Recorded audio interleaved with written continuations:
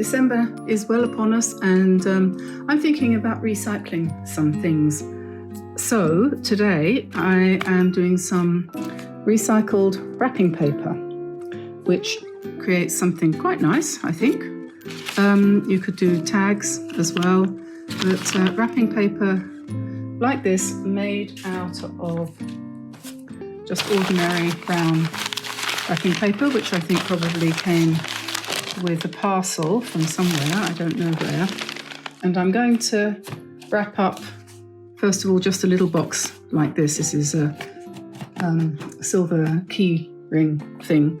So I only need a piece about this big and really recycled. This is definitely not bought for the purpose in hand. Neither is this. This is a piece of candle. This is the other piece. And what I've done is I've just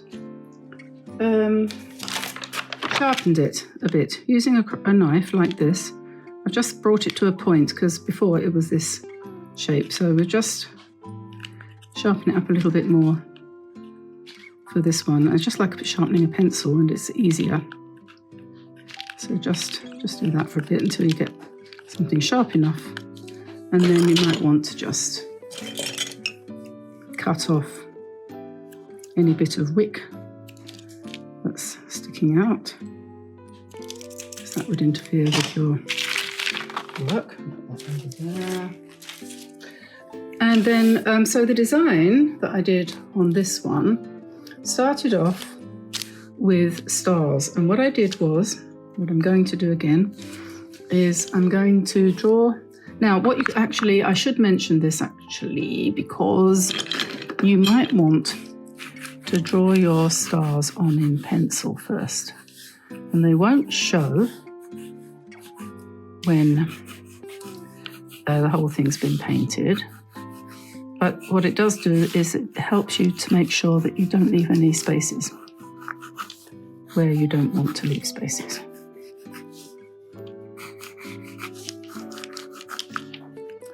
Okay, so that gives me an indication there. So now I'm just going to go over those and do these stars with the candle. So this is wax resist. Just casual wax resist. And by the time you've built up your design, you won't even know that there was wax on here. You don't have to melt it off or anything like that. You might want to iron the back of the paper to make it smoother before you use it to wrap up with, but you don't need to get the wax off. It's neither here nor there. Okay, so then I've got my Kuretake paints here. And because this is going to be stars and moons, I'm going to use a very dark blue. So I'll use this one here, which is, I think the Kuretake paints are really very, very good for this kind of crafting type of painting. This one's called number 67 Indigo. Much better than using your expensive paints. You don't need expensive paints for a project like this. But this is a lovely warm-up, lovely to do with children, grandchildren, and lovely to just do when you're feeling like you don't want to paint anything sensible. I mean, we don't always want to paint landscapes by Roland Hilder, do we? I realised while I was doing this morning that all those years I watched Blue Peter, people from England will know what I'm talking about, and Valerie Singleton and her sticky back plastic, and one she prepared earlier, all had to be for a reason. And I think I was fascinated by that programme and the things. I wasn't very interested in anything else, but I did like the craft bits where they made, villages and, I don't know, rocket ships and God knows what else. They were always building something every week. And I wanted to make it too, but didn't have enough materials in the house. I longed for a roll of sticky back plastic and an empty toilet roll holder I never seem to come across those things in my house when I was a kid. Anyway, so all I've done is literally gone over this, and as you can see, like magic, the stars come out. And but we're not finished yet. I'll just go over them a little bit more.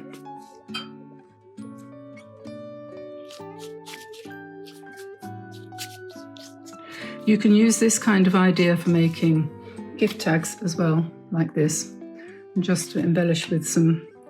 And you can actually, what I did on that one, I also came into the centre of the trees with really dark blue just in the centres. You can do that too, just kind of emphasise the centres where you've made centres. Sometimes you haven't got centres, but the trees of course had them. And I've left a bit of a gap there, but I will be filling that in later, so don't worry about that.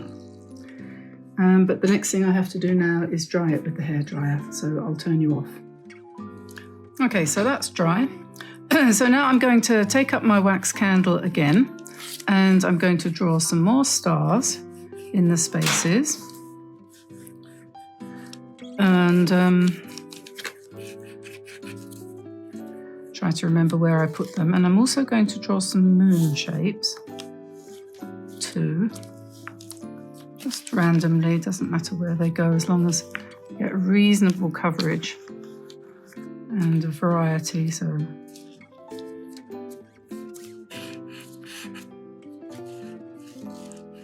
this really is something excellent to do with children. I think you probably would love it. Now with the same colour, and you don't want to change the colour, so we just carry on with the second layer of indigo. This is indigo. It doesn't have to be indigo. It could be any colour. I can see I'm going to have to be replacing some of my colours in my Kuretake set soon. Maybe I'll just buy a whole new set. Perhaps one of the ones with slightly fewer colours, because that'll have indigo in it. So just go over the whole of this again.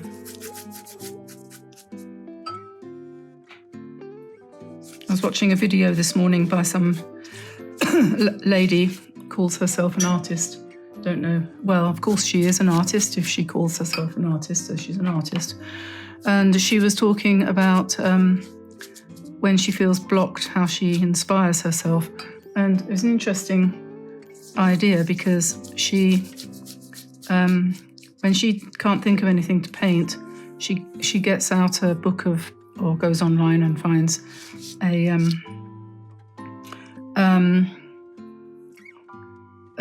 painting by somebody famous or somebody well known that she likes, and she copies it in great detail, and then she feels that unblocks her. And that's interesting, isn't it? Because to me that would be probably do the reverse.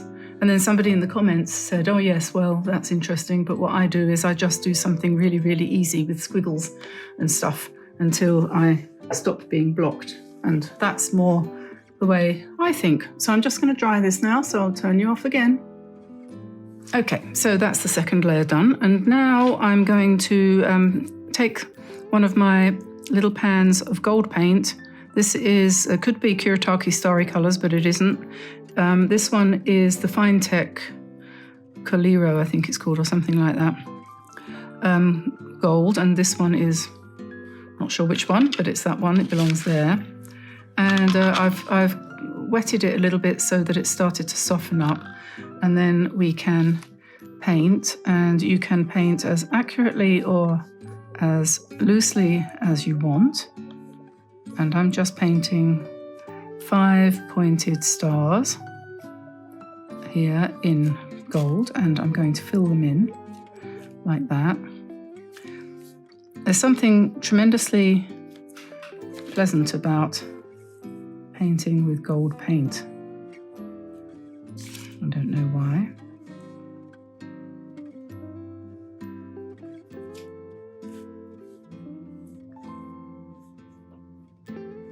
To remember to get it right though. Anyway, up, down, across, up, down. Muscle memory comes into play here. 1, 2, 3, 4, 5. And when you hesitate, of course, it doesn't work quite so well. That's it, like that. These Fine-Tech paints are lovely. I think they're a little bit more tenacious, a bit more powerful than the Kuretake ones, but the Kuretake ones are good too. They're a little bit cheaper. I've heard about other makes as well, but I haven't tried any others yet, but no doubt. Oh yes, you know, I will be trying some soon. What's their name? Etcher do a gold set, and they're going to send me a set to try because I asked them to, oh, the power. I asked them to send me some paints and they're going to. What should I ask for next? Small Mercedes? Right, so filling in gaps with stars like this, and then we can put in some moons, and you could do the moons in gold or you could do them in silver, and you could do them with faces on them if you wanted, you know, like Man in the Moon, and you could have them facing different directions depending on which side of the planet you come from. Don't know if that's true. Anyway, so we carry on like this for a bit. And yes, we might have a few going the other way because I've turned the paper over. Have you noticed that you have a preference for curving curves in one direction rather than another? I do.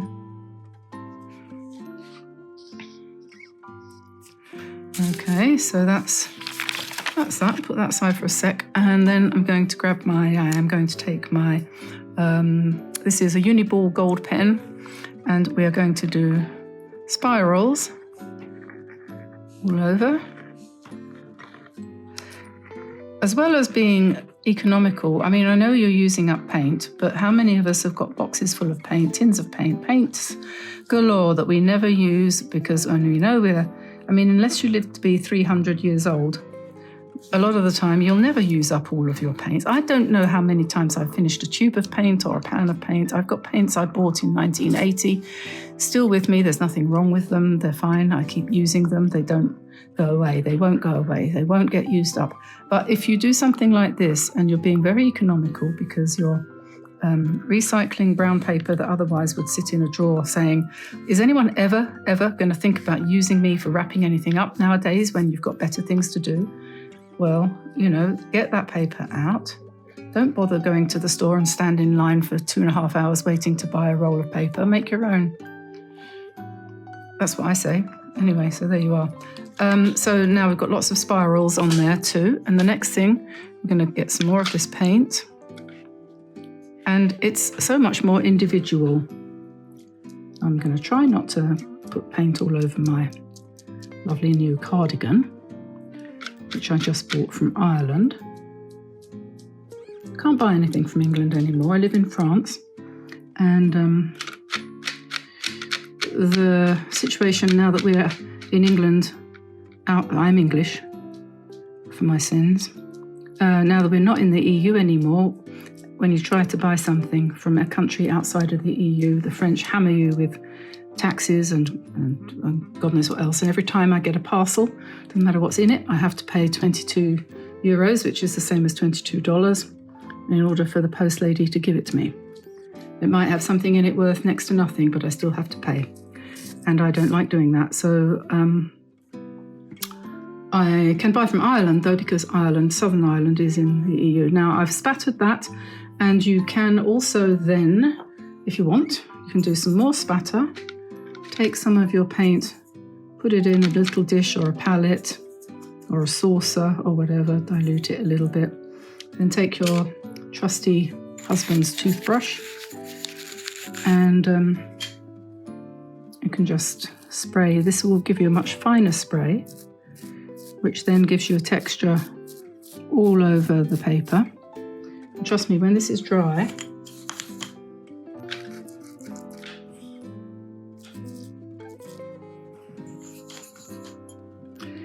it'll look quite pretty, and you wrap it up with gold ribbons and things like that. and it's handmade. It costs you nothing but 10 minutes. You can cut it up and make it into gift tags if you want. And you can do other designs too, like, for example, I've got this little swatch here of designs I was working on. You could do leaves, you could do berries, you could do Christmas trees, like that. I've got other ideas for Christmas tree tags here. I just cut them very roughly. It would be nice to have a proper ring strengthener there. You can get them in cardboard, I think, that look really cute on these sort of rustic boho kind of, thingy-what's-its, tags. And here's the parcel which I wrapped up earlier in this paper, which I've now just made because I made that. That was my prototype. It's not a real present in there. It's a box of staples. It's a convenient size. Anyway, so there we are. That's that. What I'm going to do with that now is take it upstairs and iron it on the back, making sure that I don't put the waxed side down. Well, actually, so that I don't connect it with the iron, because the iron would then pick up the wax a little bit. So I put it between sheets of paper, iron it nice and flat, and then we're good to go. I'm going to show you something that you can do with these Kansai Tambi graphite colours. There's also, I think, a De La Rowney set of something similar, or just use any colours that you have in your palette. But these look really, really dark when they're in their containers like that. But when you try them out and you swatch them, you get these lovely subtle graphite-y kind of colours, which are actually really nice for a moody sort of winter mood. So if you're in the mood for moody, then today's trees are going to suit you down to the ground. So I'm going to use these, but if you haven't got those ones, then I'm sure you could find something similar in your set. Payne's Grey, for example, is very similar to this one here.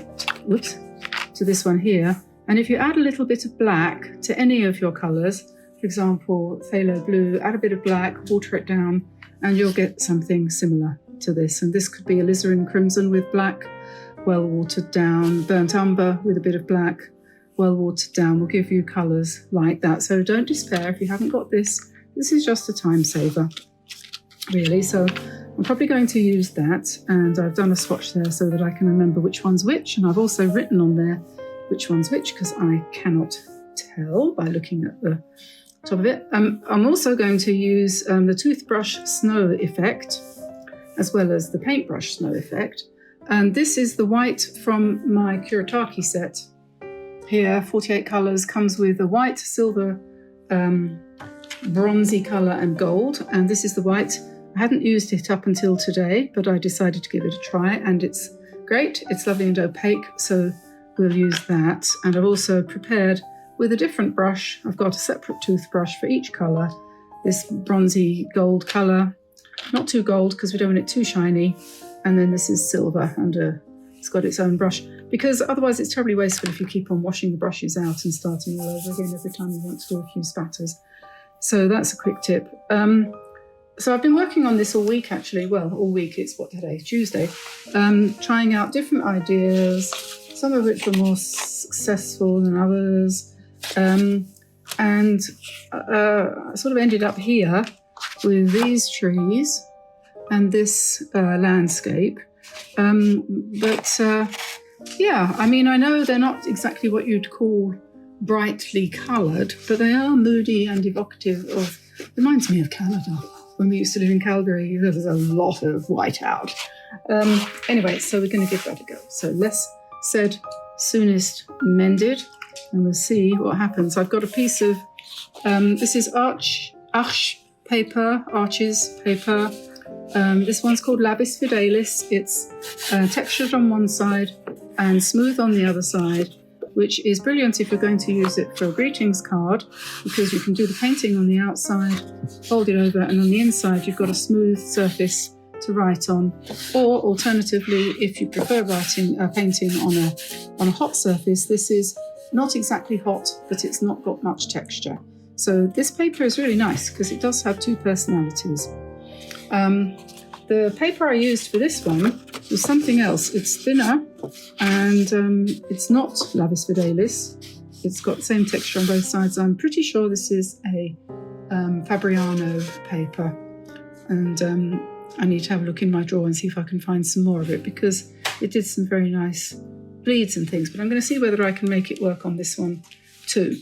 So why don't I fold this in half? I'm making this up as I go along. I hadn't decided what to do.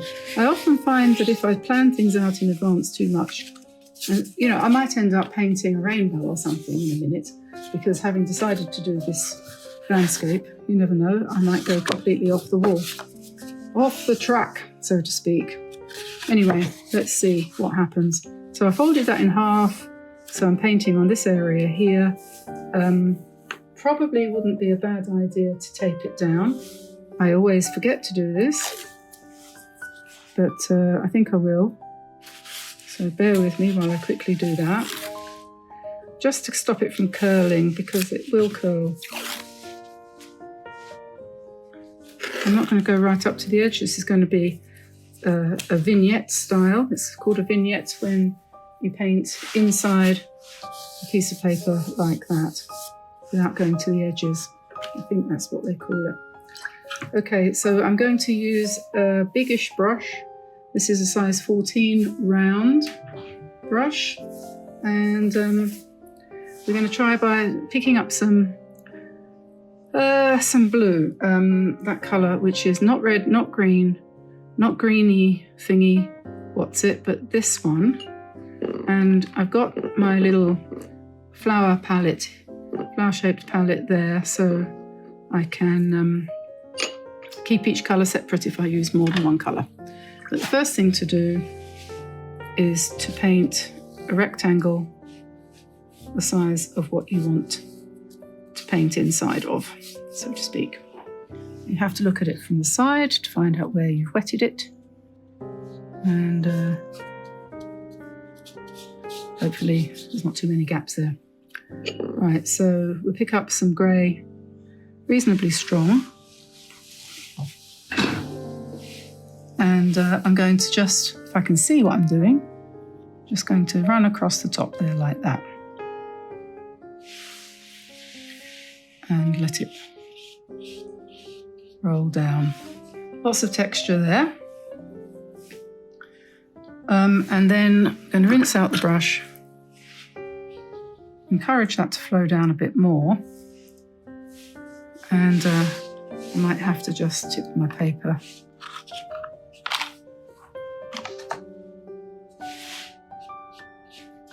And we bring the snow down the bottom of the picture like that. Okay, now I need a piece of tissue paper because that's going to run. Right, and then what I did last time, I went back into these paints and I picked up some of the green. I think what I said last time is I put some of that green in with this grey to give me a sort of grey-green, and then I just dropped it in the background like that. Okay, and then a little bit more in the foreground, so in front.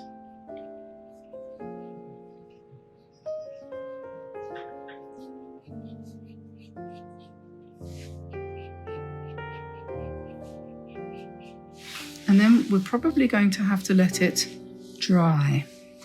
So because, you know, we're all making bulk cards, aren't we? We're going to put that to one side, let that dry, and then come back and finish it off in a minute.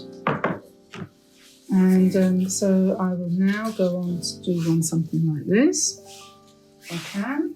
So another piece of the same paper. I quite like the idea, actually, of, and I think it is a good one, of doing a little painting like this and then gluing that onto a card which is ready folded. So, like this one here. And just put that, oops, just put that there, and this isn't a very good one because it's not really quite right, but that gives you the idea. The other one I quite liked. There's a few. You can put a little one, quite a small one in the middle like that. And then there's this one as well. These are all different ideas which may or may not float your boat, so to speak. I've just remembered something. I forgot on this one that we've just started. I didn't put any snow in the background, so I'm just going to pick up some snow.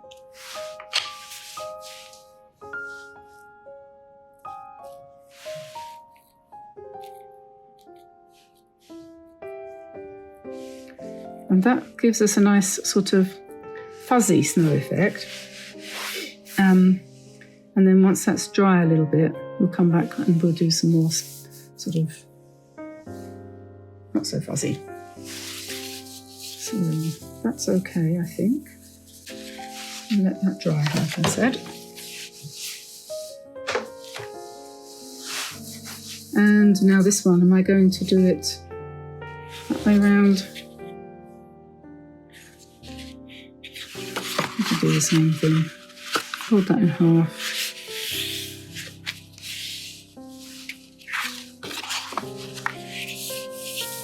And find some water.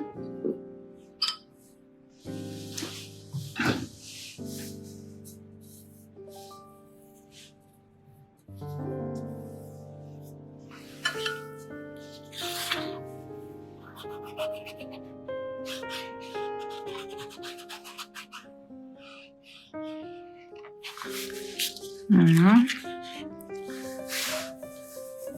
Now if I tape this down, I need another board. Just a sec.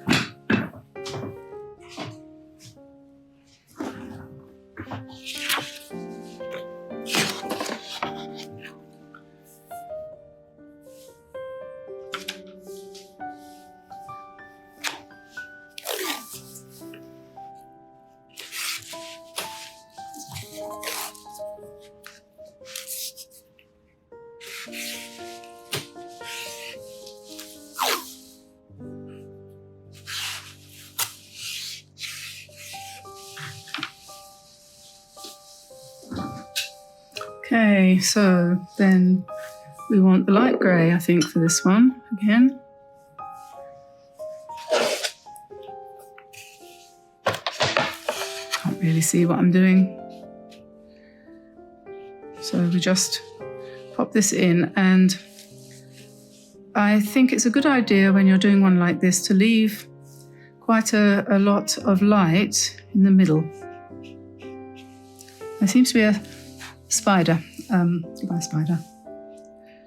Yeah, leave quite a bit of light in the middle so that it can sort of blend down. And what you also can do is you can pick up a little bit of gold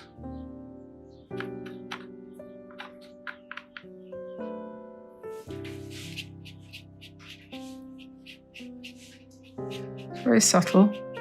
Drop that in so that we have a bit of a glow. And then we'll just bring that down to the bottom of our rectangle like that.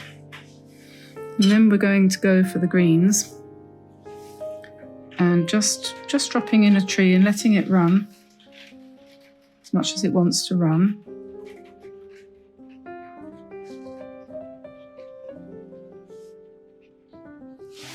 Like that. And maybe use some of the blue-green as well. Give it a bit of variety. And then in the background, we want some more, so we just paint them in a bit even less detail. Just wherever you feel you want to put them, like that. You get more shape when you don't wet the paper, so it kind of, we'll put a bit more shape in there when it's dry. And then we want to put some snow in the front, just broken up a little bit like that. And then maybe a bit more, just a bit more on one side, perhaps of that. No, maybe just down the middle, because it will dry lighter.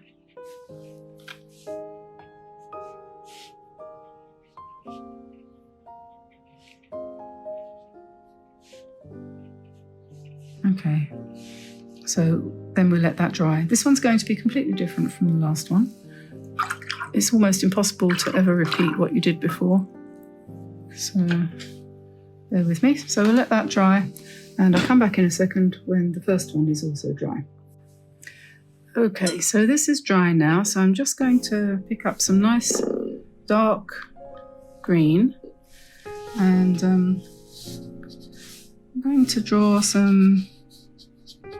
paint some sort of basically triangular trees in here. I'm using a much smaller brush now. This is, I think, size 3. So we just make some of them a bit taller,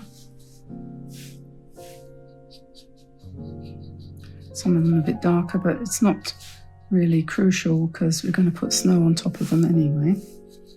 So we just come along here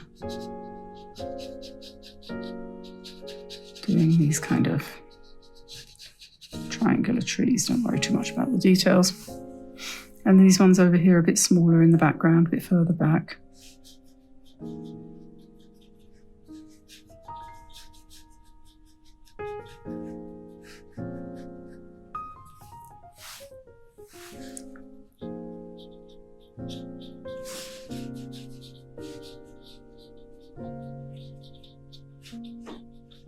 So it's basically a forest. In the distance, like all good forests, keep their distance. And then we'll just run along the bottom edge there a little bit, try to make that run a bit.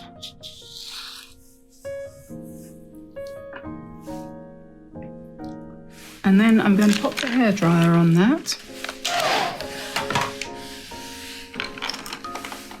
And then we'll come back with a bit more dark green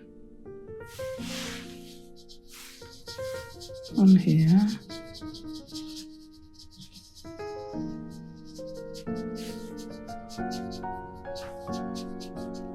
And we can do some snow in a minute.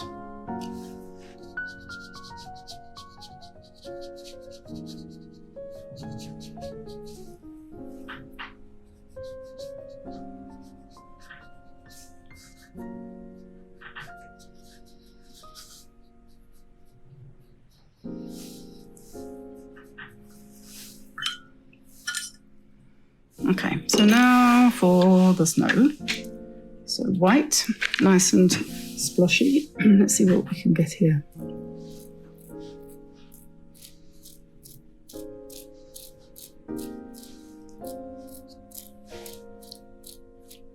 In the distance, more snow.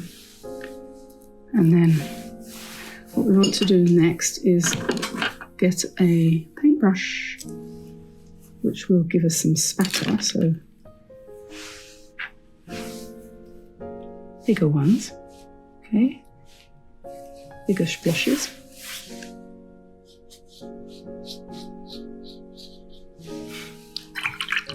And then some gold. And just to be on the safe side, I think I'll probably use Gansai Tanby gold here, because I know what that's like, she said, hopefully. And then we're going to spatter a bit of gold on top of that. Doesn't matter if it goes over the rest of your paper, so well and good.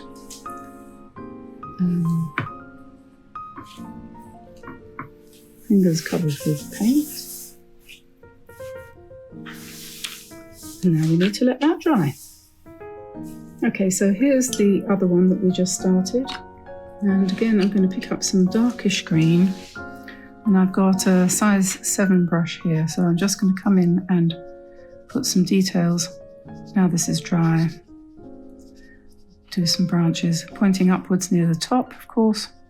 And as you go down, they just gradually start to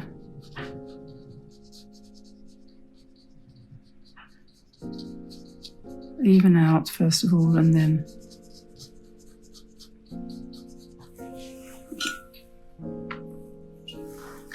they begin to point downwards a little bit.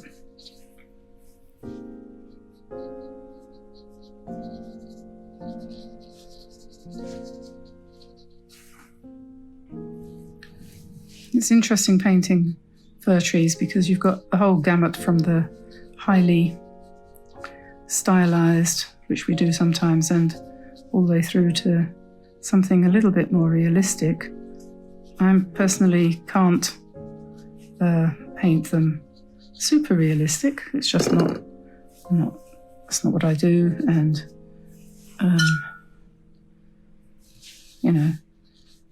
so I tend to keep them all sort of soft, even when they're more realistic.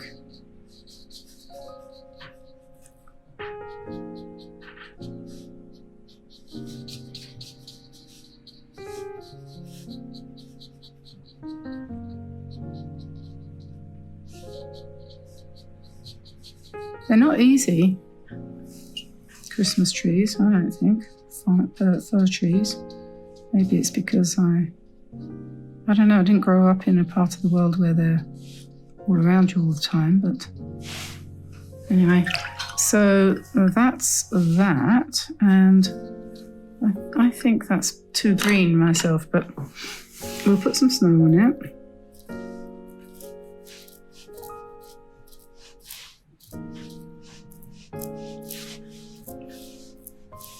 Some snow, as in snowing from above, make it really, the whole point of this was that these would be very snowy trees.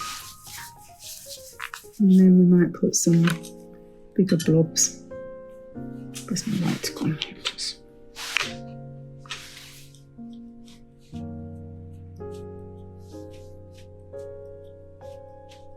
Especially on the big tree, and we hope that they will fortuitously fall in the right places, and then we'll make the white in the foreground a bit whiter.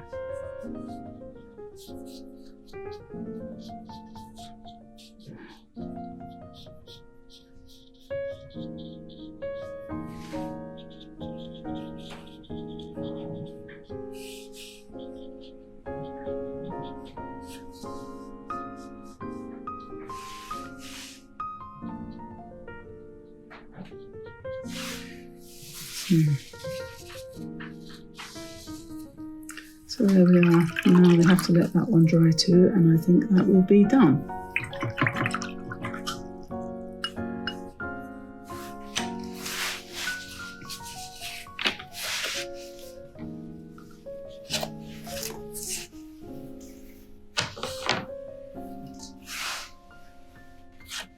And now I'm going to do a final one actually directly onto this card, and we'll see how we manage with that. I'm going to try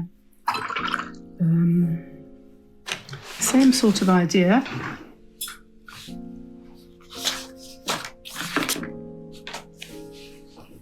Make a rectangle like that, and then I'm going to put the grey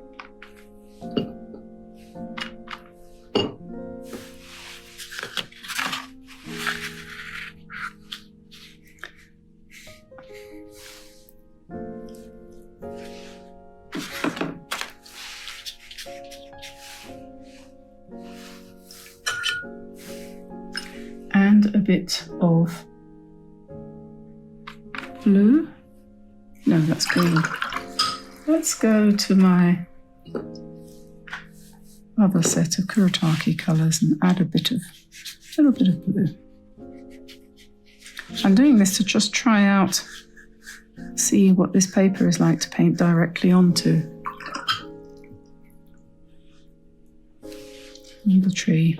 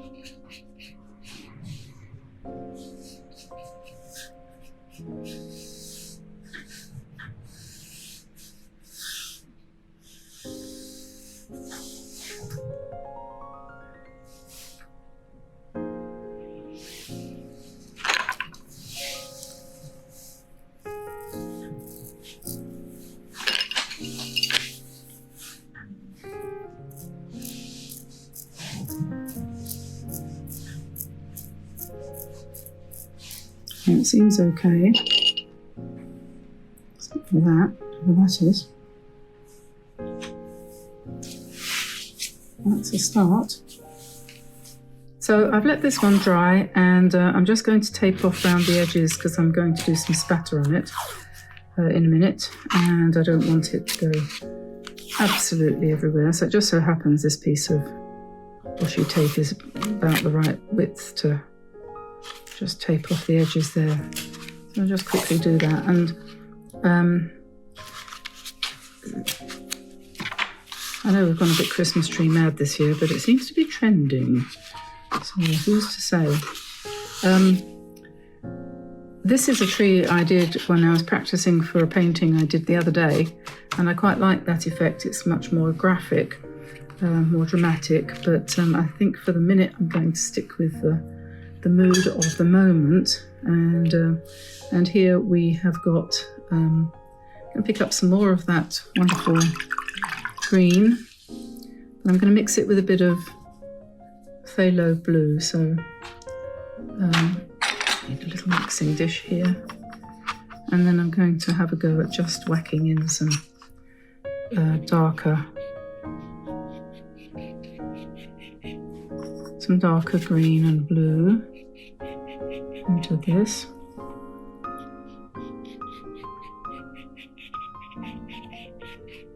This is a nice fat Christmas tree, this one.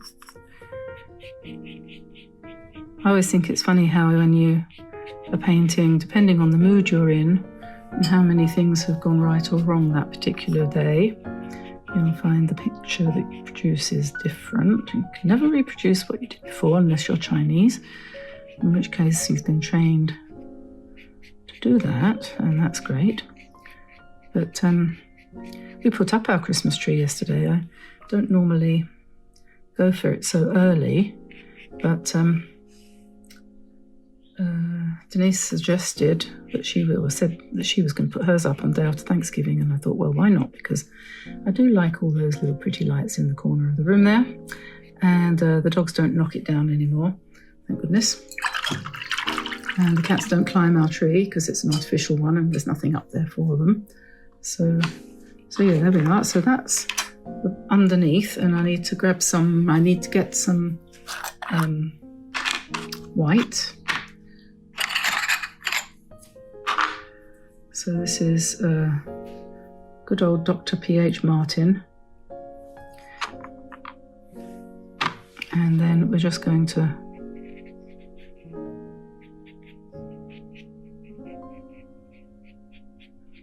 begin to drop that in. And once I've put in a few, because this is going to be the mid-tone because it's blending. Once I've put in a few like that,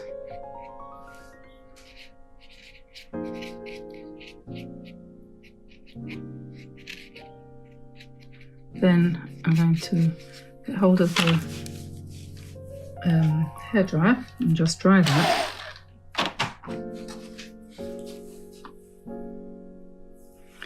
And then we'll come back with some more white.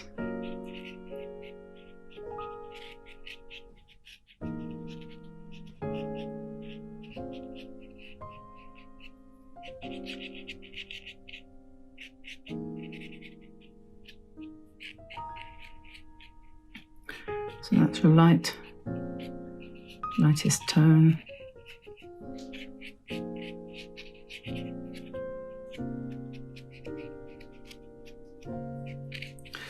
Okay, and then we want some snow. So let's just dilute this down and liberally make it fairly runny, and then you'll be able to put a nice lot of snow on there.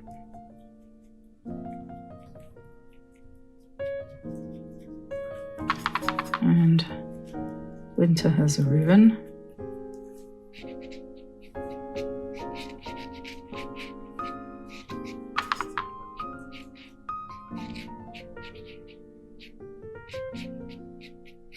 Make it look like the tree is getting buried.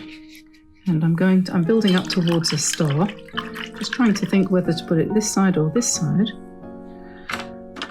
Let me think. There's a bit of a splosh going on there, so maybe we'll put it there. And I suppose it wants to be a sort of silvery colour. I'm using, now I'm using this, which is the Fine Tech colours.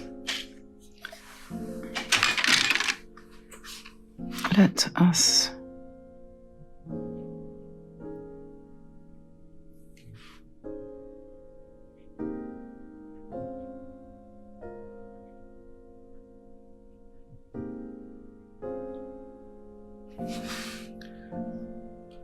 I think that's probably going to need to dry.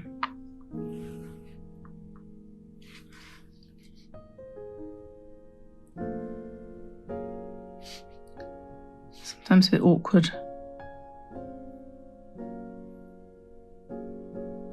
to get the pointy bits right. Can't really rush that, but I think that'll do.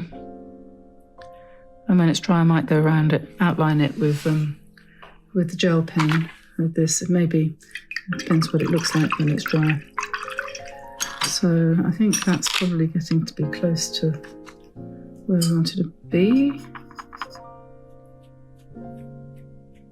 A few more bits of snow, because it really is snowing. Don't know how that star is managing to come through all of that misty haze. But anyway, so let's take this off. Protective coating. There we are, so that's that one.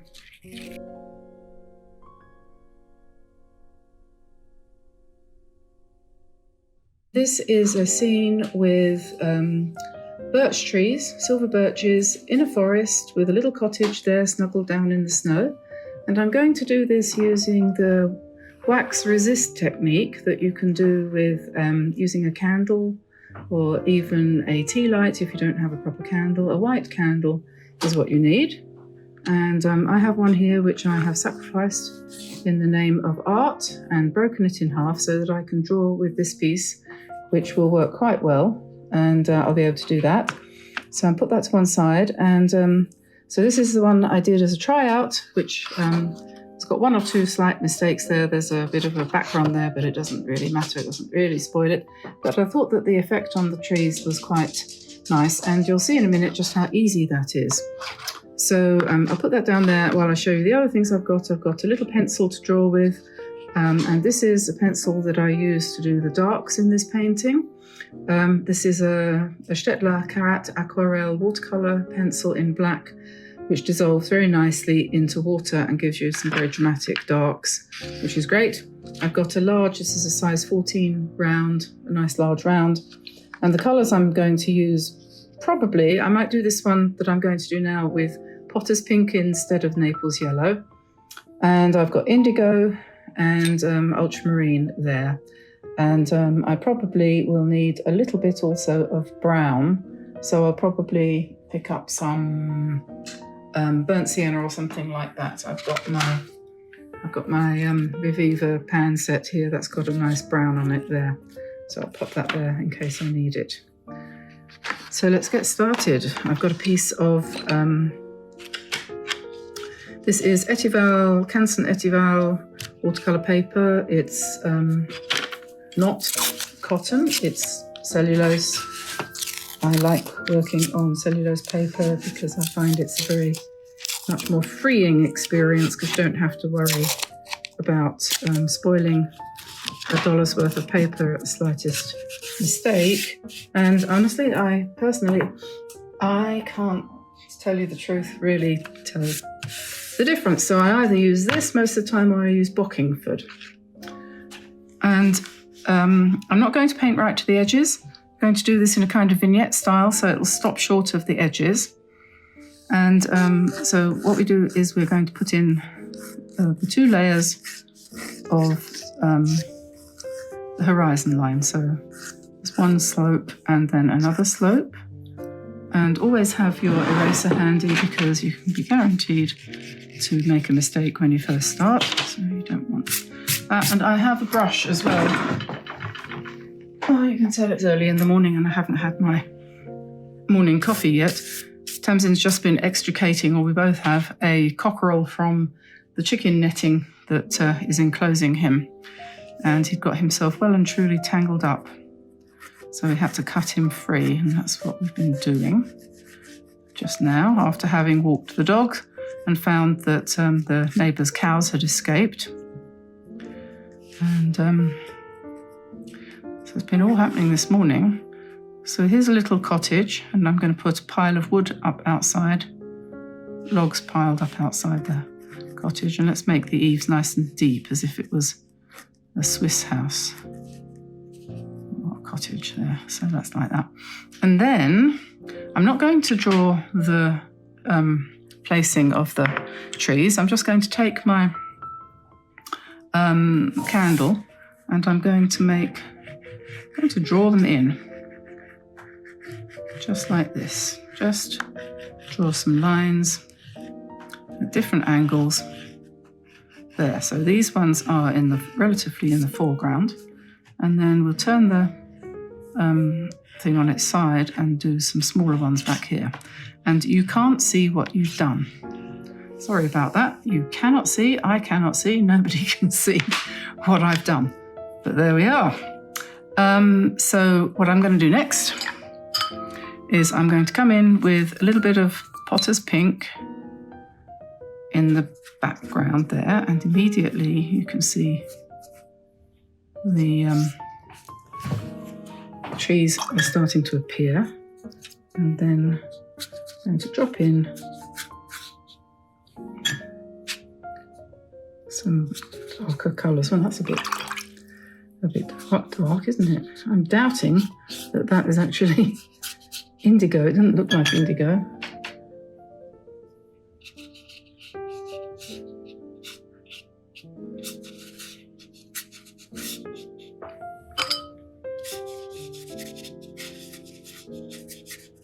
I'm going to go around the house,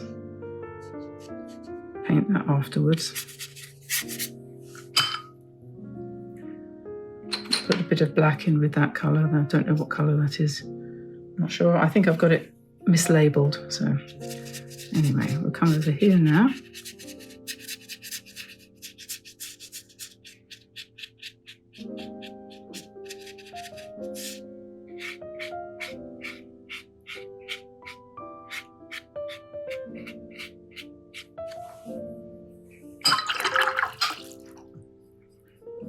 And you can see the trees starting to appear.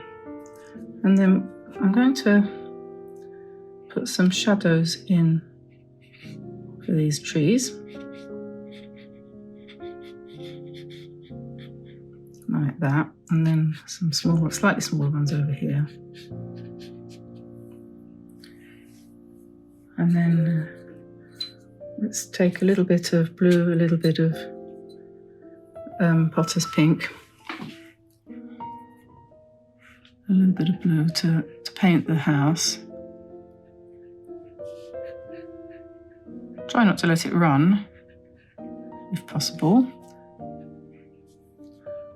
And then we're going to come in with our pencil and we're going to do some funky things with that. Now, if you run the pencil down the side of your tree,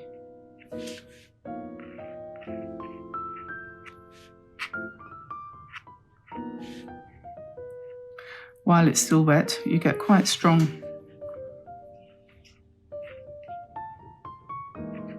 effects. You can put bits of shadow bark where the bark is ripped or whatever. You can adjust the shape. You can make two trees side by side.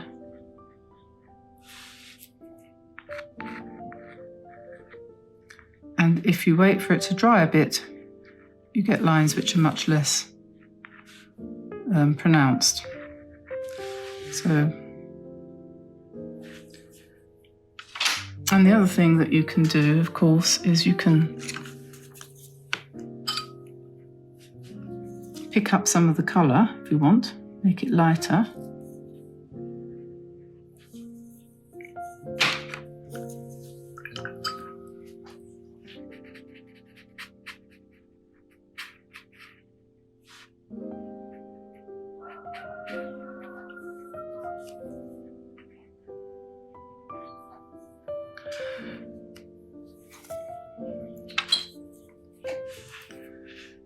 I'm just going to come down to the house here, outline the roof.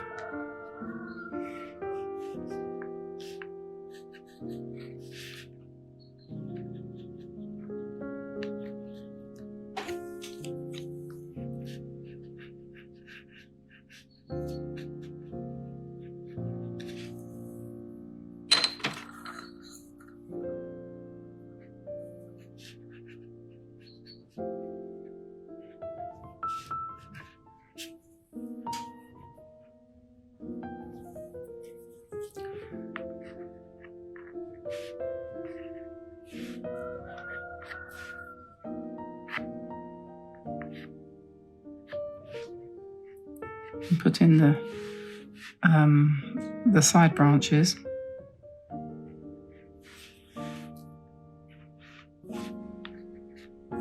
And then we can draw in some grasses between the trees.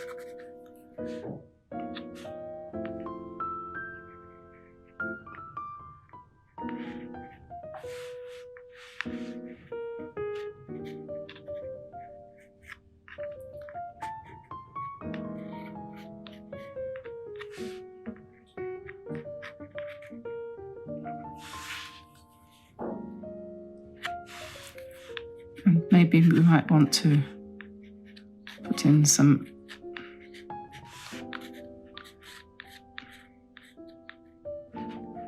twigs growing up in the background. You can do as much of this as you want, or as little.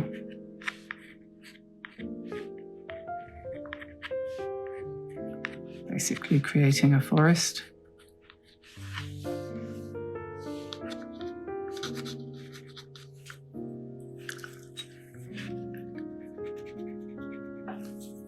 A little dark door there.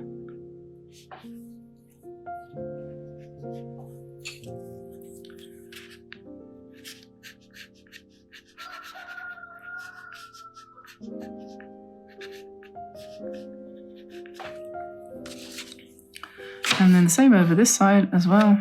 Just these are further away, so you might want to do them second so that the amount of black you get from the pencil is less.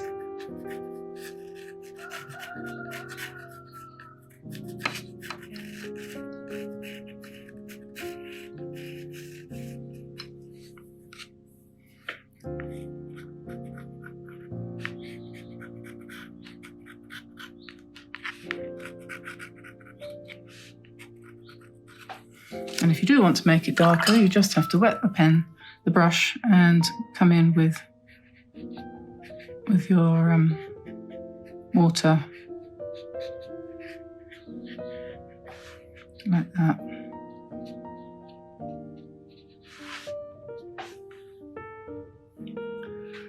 So then I'm going to take some pink and some ultramarine to make another little bit of grey, pinky grey, bluey colour.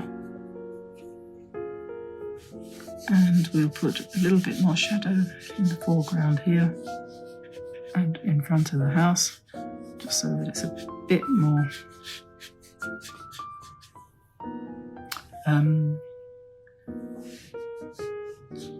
three-dimensional, I suppose.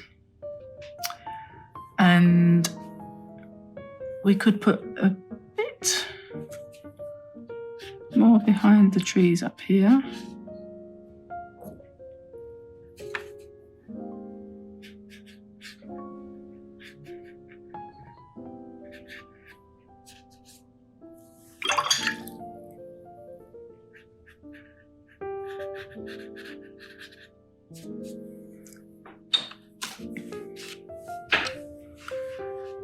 And because I've made that wet again, I can now come in and just sharpen that up a little bit.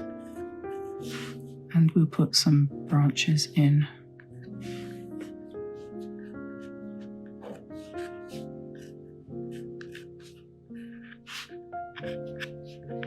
And a little bit of grass.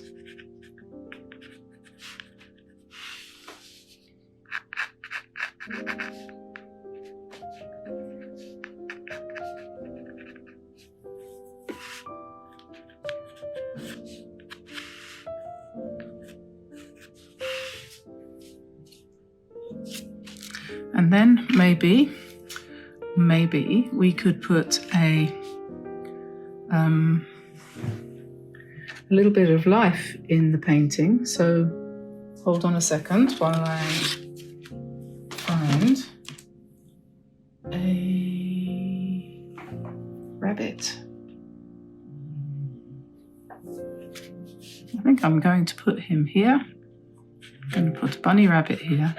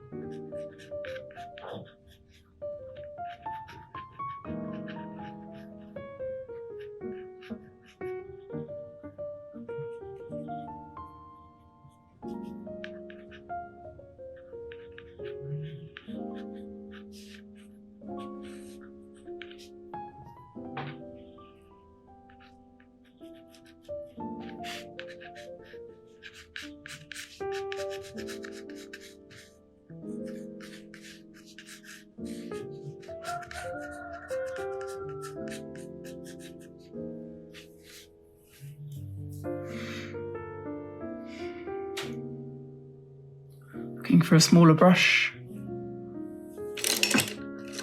size 7.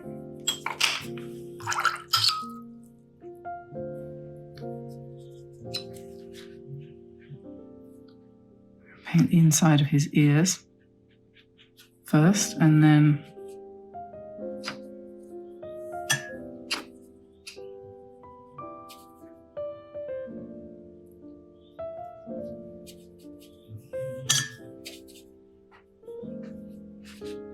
the outside of his ears.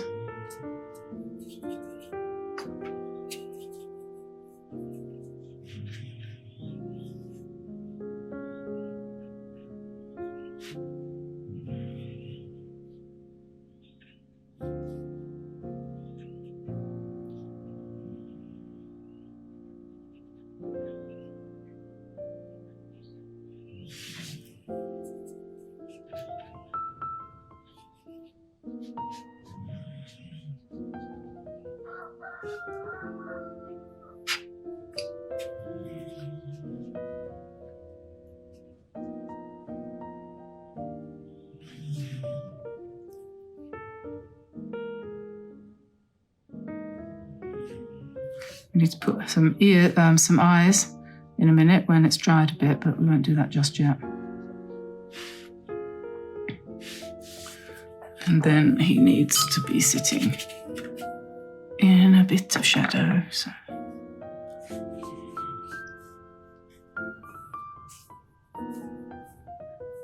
And some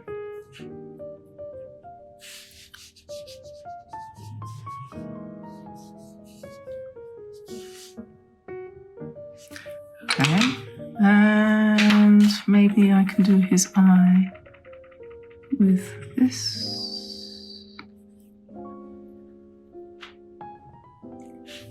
And then he needs a nose and mouth, doesn't he? So I'm going to take a pen and just give him the typical rabbit.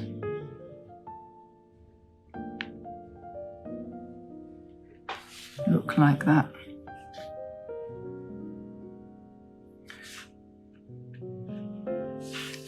And we'll need to let that dry before we can finish off with some whiskers. I think I probably want to let that dry.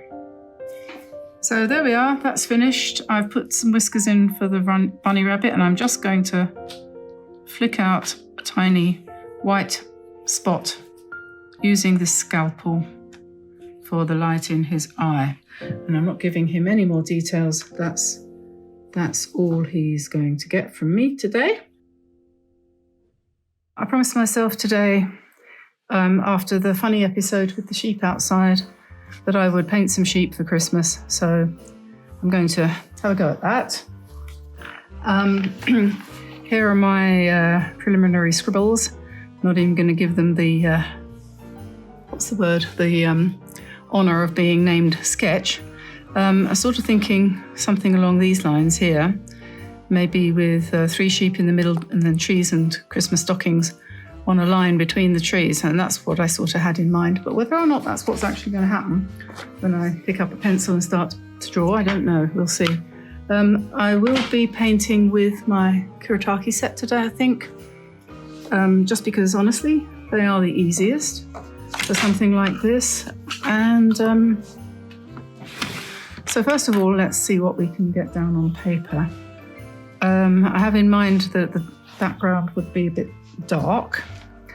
This could be a Christmas card. I'm going to do it on a reasonably big piece of card paper here. This is Canson, £140 multimedia paper, I think. It's relatively smooth. It's not really got a lot of tooth.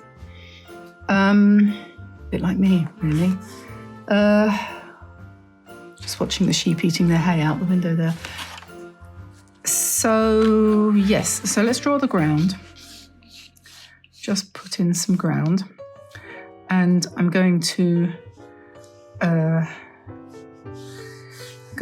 first of all, perhaps I'll put in the Christmas trees. So just 2 triangles. I think we want them up. 2 triangles, one there. We'll see how this goes, shall we? And one here. Need to make sure we leave enough space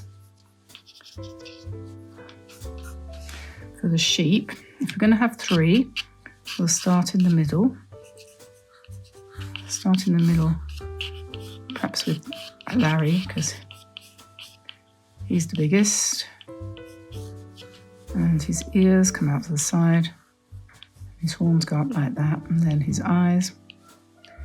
And then his mouth and nose are kind of 2 U's like that with a line between them. I'm sure there's a joke in there somewhere about U's. So I'm just drawing the rough outline here because we're going to paint these, aren't we? So then we want U number 2. Larry, of course, is not a U, he's a wether. The wether is a neutered ram. They grow a bit bigger than the U's, of course, so he's a bit of a pushy chap, but he's my firstborn son, so he loves me more than my real firstborn son. No, mustn't say things like that. Don't mean it. Anyway, okay, so there's the outlines of 3 sheep, and then between the tree, make this tree a little bit taller. I sort of thought that's completely fantastical. We're going to have the tree with a string between it, and it's got their 3 Christmas stockings. This is them giving us a hint that they would quite like some extras in their Christmas stockings this year. Some nice sheep pellets or something like that.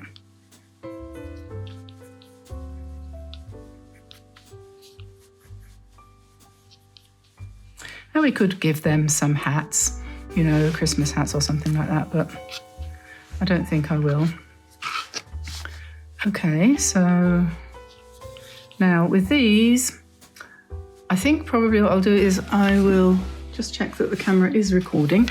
I think I'll what shall I do? Shall I paint them first and then, yeah, I think I will. I think I'll paint them first and then I'll outline them. You can do either. could either paint them first and then outline them and embellish them, or else you could do it the other way around. And what I'm going to do is I'm going to paint the sheep sort of multicoloured. So first of all, we'll ignore their faces for the minute. I don't know how this is going to work out. Let's see. I'm just going to just wet their bodies, and I've used a slightly bigger brush, and then I'm going to use a small brush because I'm going to pick up different colours, but I'm only going to drop a little bit in, and then I'm going to be terribly wasteful and just let that go. Paint and just drop another little bit in, and just going to completely cover the sheep with colours that I hope are going to run pleasantly.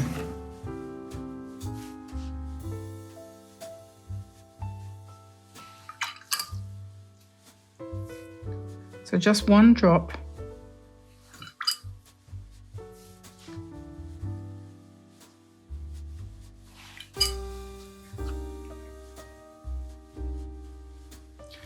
And don't play with it too much.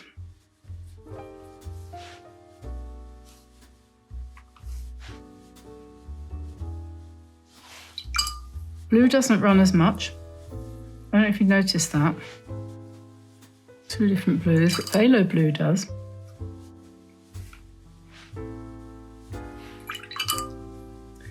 Coming up to the purples here.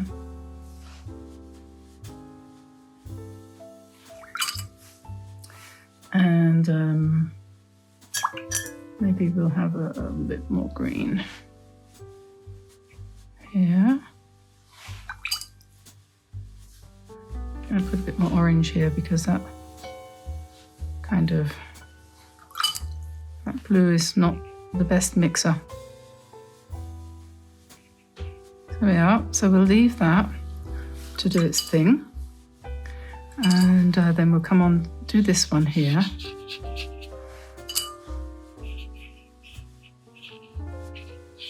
You have no idea what's going to happen at this point with these colours, but it's quite fun to just drop different colours in. But the thing to do is to definitely make sure that you don't play with it too much and don't put too much on.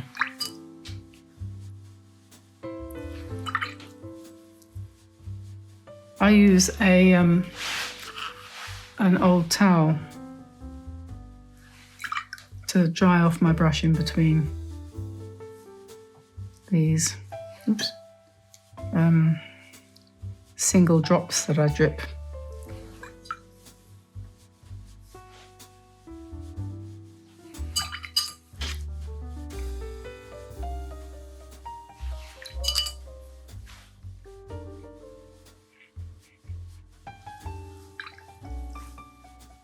Then once this is done, we will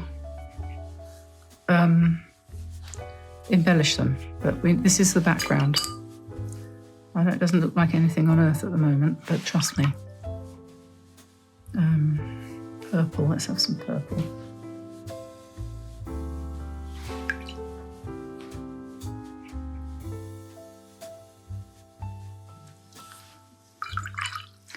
So we'll have to leave that for a minute. And then we're going to paint the trees.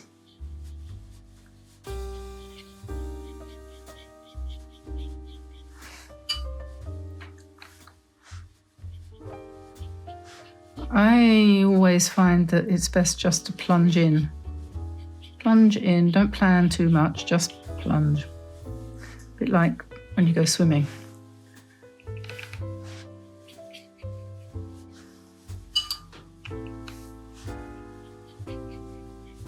Just use all the different greens. Use all the different greens that you've got on your Kuretake set or whatever set you happen to have. Just have a bit of fun.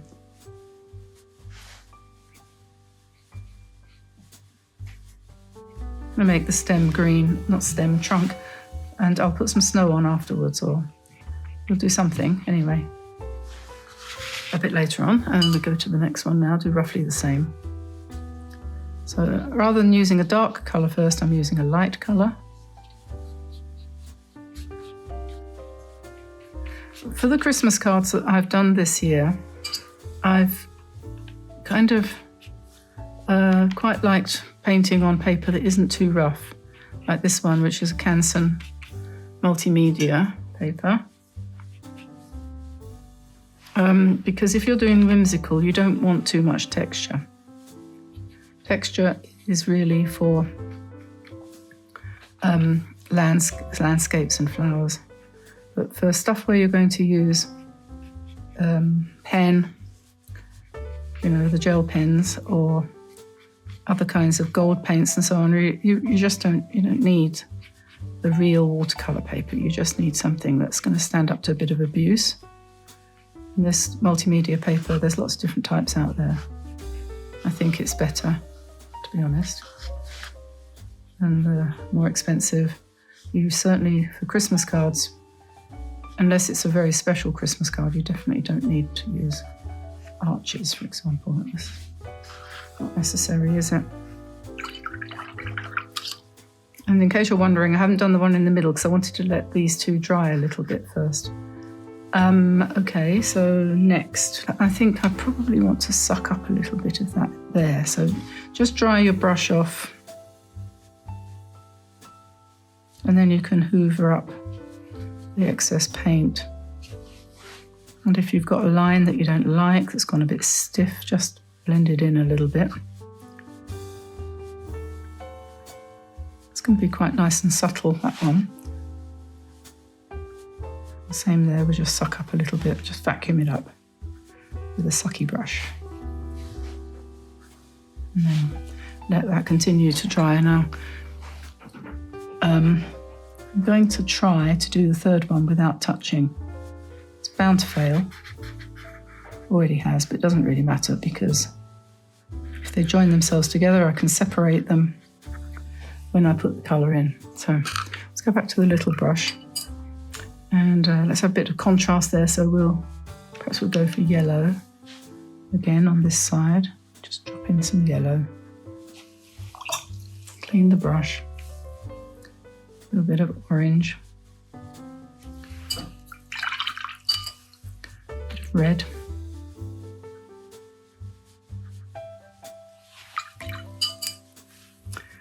Darker red, perhaps. You don't have to do these like this, of course. You could just do them realistic. The colour's not very good. Let's try this one.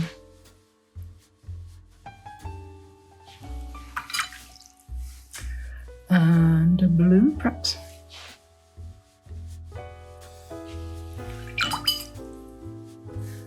Maybe a bit more yellow. Where that joins, that'll go green. And let's just bring that orange around there a little bit. Okay, so now they need to dry.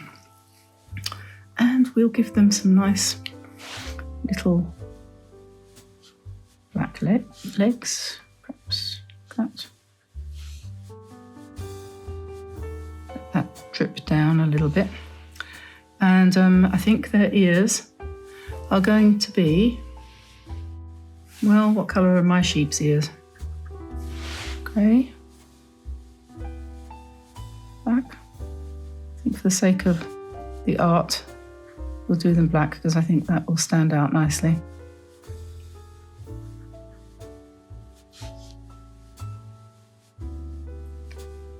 That one's run a little bit, but it doesn't matter because we can sort that out when it's dry. So just to give us an impression what it's going to look like. There we are. And yeah, now at this point I definitely have got to let that dry. And we do their faces afterwards in some fashion or other. Not quite sure yet how, but we will.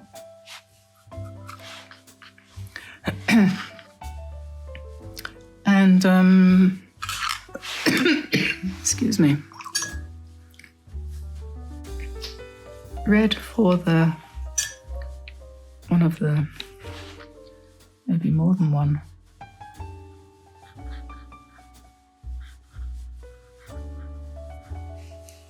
Should we do them 3 different shades of red? This Kuretake set is quite nice because it has lots of different reds. And that's quite unusual actually. There we are, so 3 different shades of red, a kind of more orangey one, a bluish one here, and that cherry red, really deep, beautiful red there. So those we can let dry now too.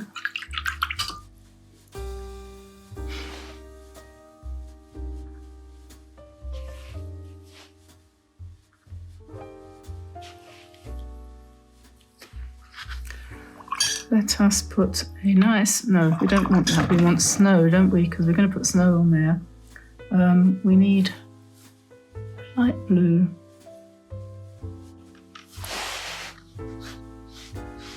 A bit of the shadow.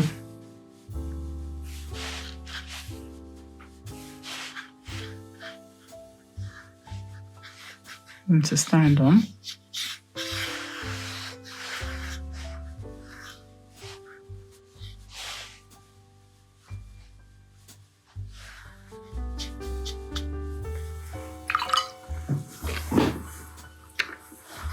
Okay, so I'm just going to turn you off while I dry this. Okay, so that's dry, and I am now going to use a Pigma Micron pen. This is a 0.3. I hope it's got some ink in it. And I'm just going to now outline the faces on the sheep and just indicate their eyes, their noses and their mouths, and then I'm going to draw in their horns, because the next thing that we need to do is going to be to paint the backgrounds. And so I need to make sure I've got these lines in place.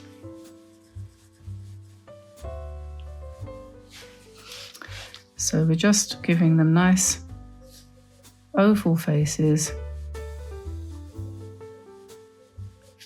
and little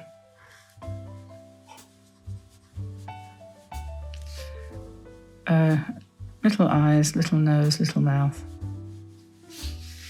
And then we go around their ears. Like that.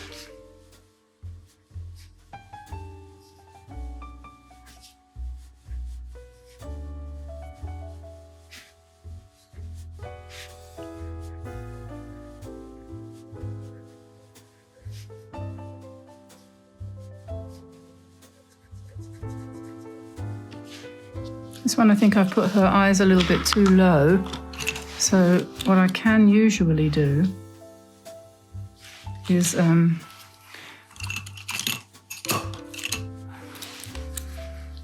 cover up a little bit down the bottom. So, and then move them up a little bit. And then it usually doesn't matter in the end. We will, what's the word? Find them down, find them off, find them up, find them anyway, find something. Okay, and we'll go around the fluff on the top of the boots.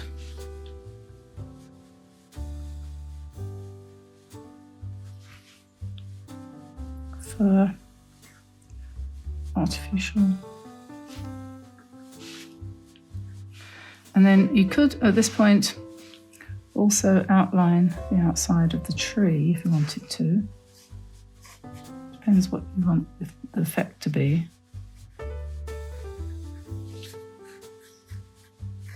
Or how you feel about it on this particular day.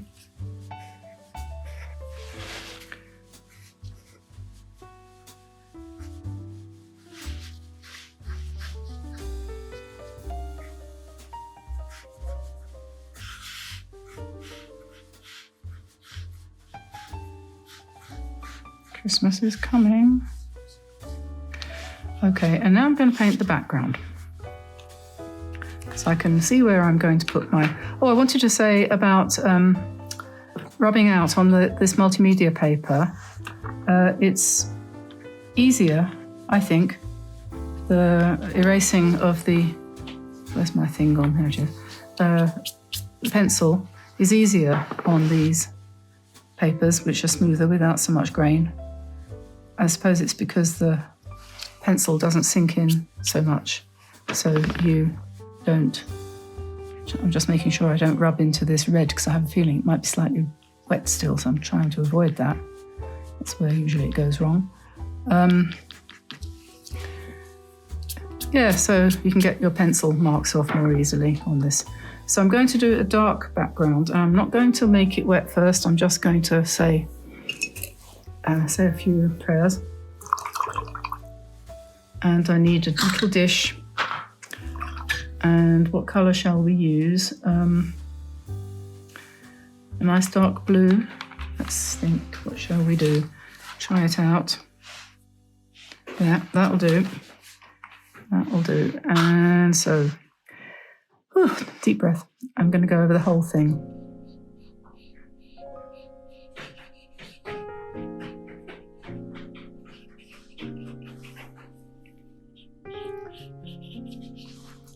Now, what can I say about this while I'm doing this? I'm using a biggish brush with a decent point. It doesn't matter if it doesn't go right into all the angles.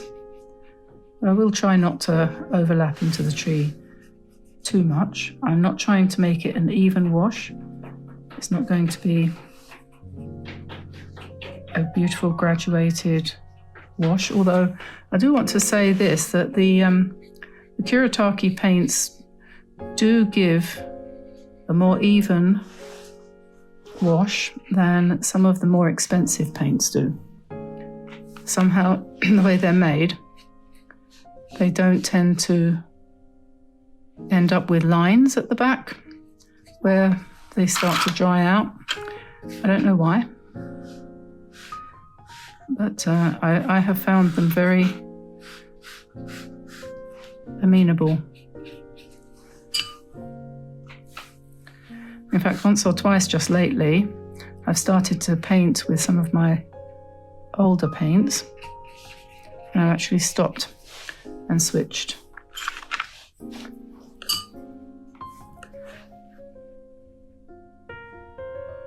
Back to the Kuretake. I've just changed to a slightly smaller brush to go around the white, trying to keep a reasonably steady hand.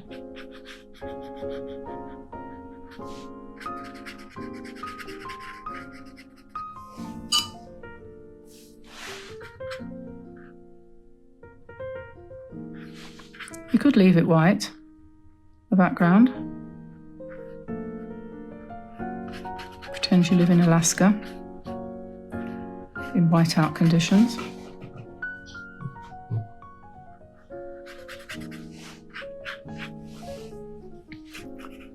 Oops.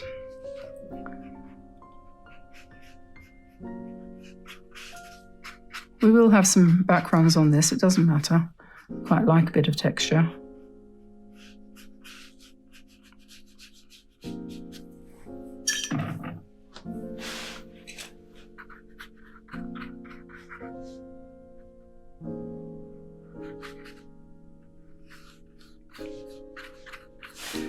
So you can take your time a little bit more over this than I tend to. It doesn't matter if I overgo the horns, because I'm going to paint them in afterwards anyway. Did you know that word, overgo? I just made that up.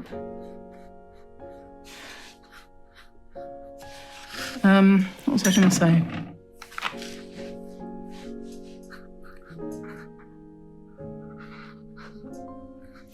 You can take your time a bit more, and because I don't like to speed things up. So what I could do is I could do this really slowly, carefully, and so on, which would be nice. But if I did that, then I can't do a commentary as I go along. And I prefer to, I don't like to do voiceovers. I prefer to be more immediate and just talk as I go along. I hope that's okay with you guys.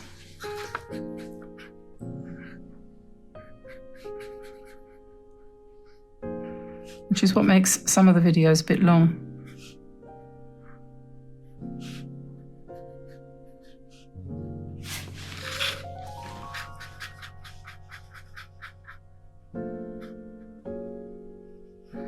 But you can always speed them up. You can always play the videos back at higher speed. You know, you have that option on YouTube. You can just click on the button that says, I think you can go 1 1/4, 1 1/2, twice speed.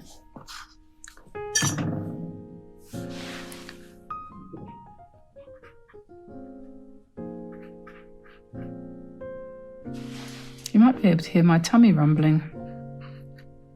It seems like a long time since breakfast.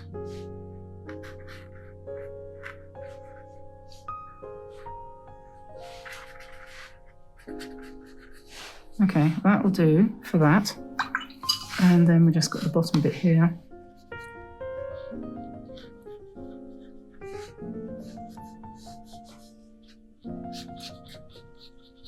There's still time to paint a card, one card like this, and get it copied. You know, take it to Office Depot or whatever there is now. I used to work in Office Depot. I used to do this photocopying when colour photocopying was new, and it cost you £1 for every photocopy, more for every colour photocopy. I used to run the, what do they call it? We called it business services, that's right. Department in Calgary, in downtown Calgary. It's an interesting job.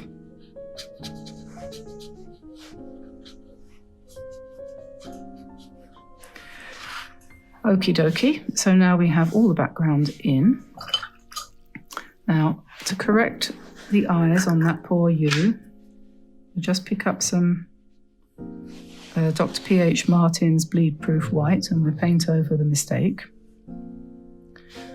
And we can also paint over the places where I've been a bit slapdash.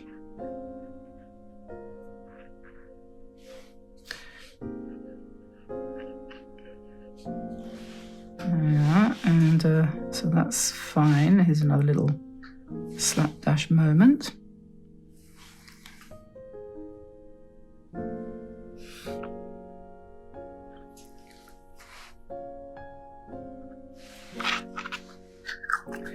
Right, now what we can do, we can use this for the snow on the trees.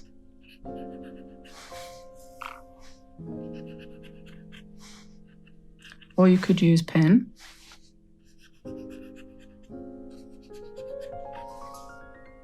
If you wanted to. Whoops.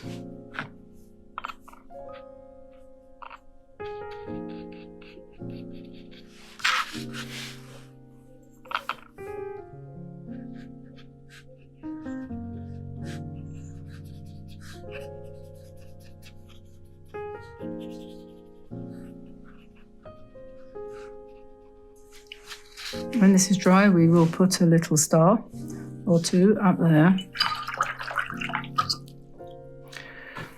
I think now is time to think about some gold, if I can find it. Let's give them some nice gold horns.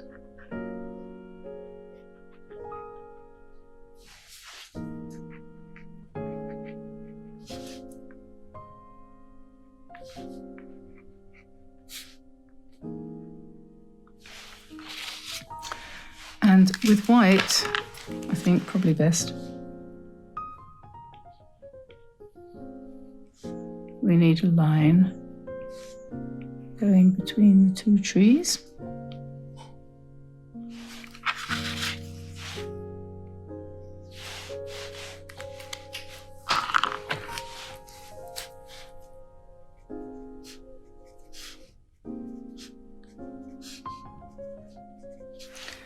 Now,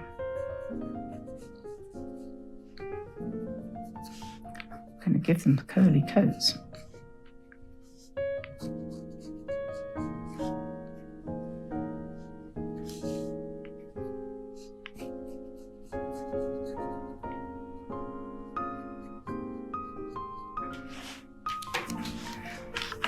And find a little brush. I'm going to have to work a little harder on getting that sorted. I have to let that dry and put his eyes in. I'm going to have to let this dry because I need to rub out the pencils.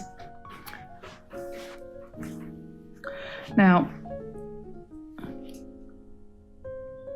I'm going to write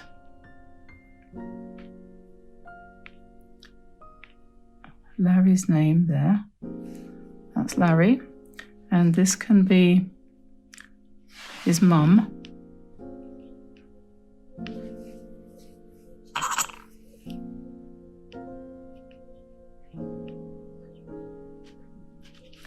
Well, it would be good if that was right, wouldn't it?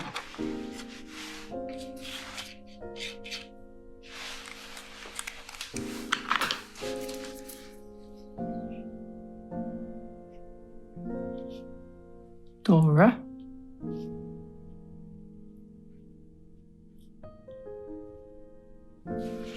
And then how about his sister Corona?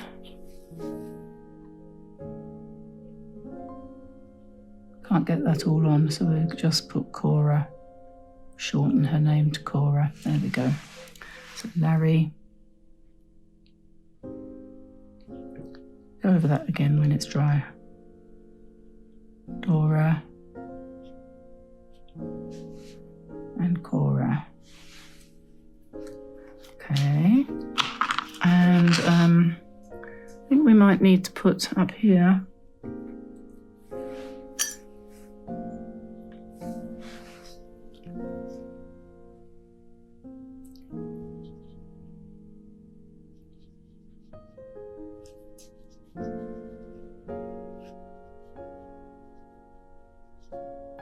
a few little birdies.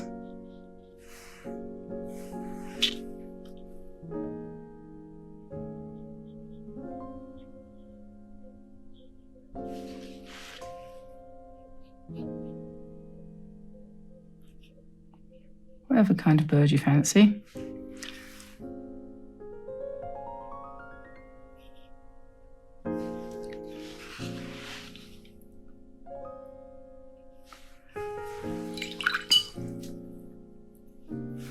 And let's find the silver. We can have a star. Biggish one here. Always have a big star at Christmas time, don't you? I think probably a little bit of white. Let me see. Put this here.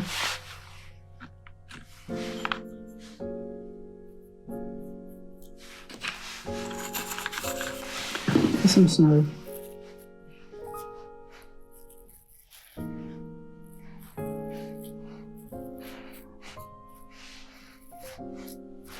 It'll dry a lot lighter.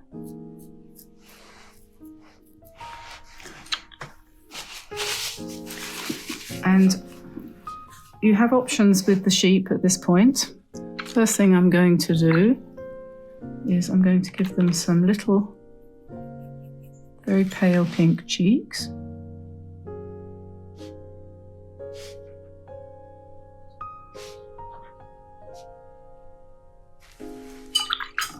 And then I will go to my pen. I think I want a finer one. Have I got a 0.2 or 3 or 1? Yeah. Let's give them bigger eyes.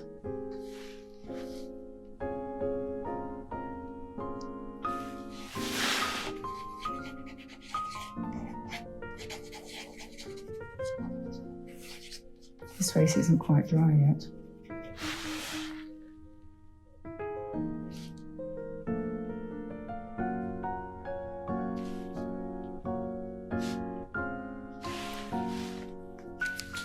And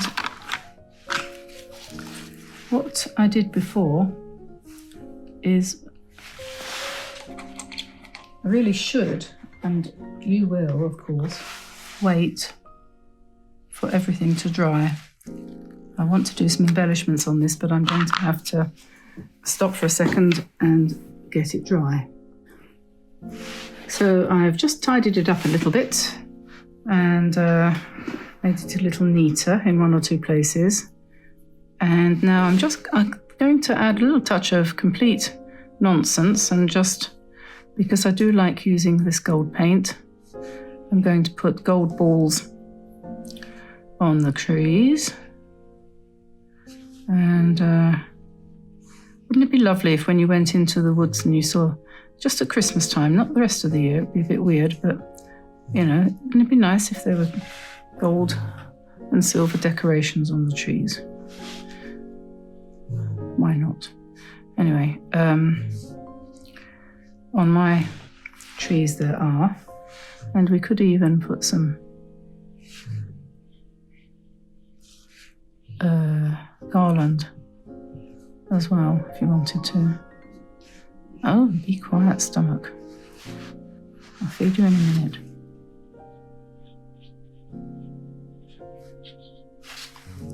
Nothing realistic going on here. This is just a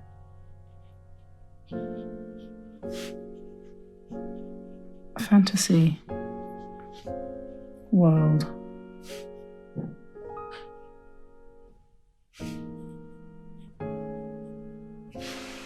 And yours will no doubt be different.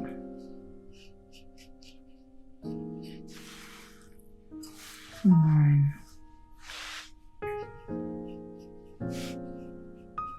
I thought about putting chickens in here as well, but I thought that would probably get a bit complicated. So we've just got the sheep, and one's got a black ear missing.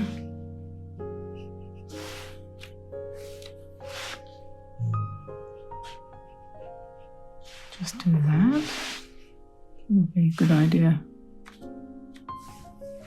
to tidy up Cora's as well.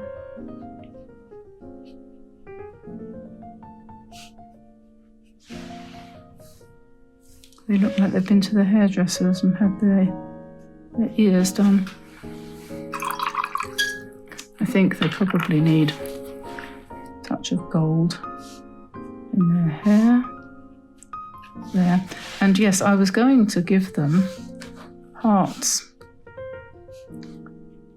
for Christmas and some spirals for luck.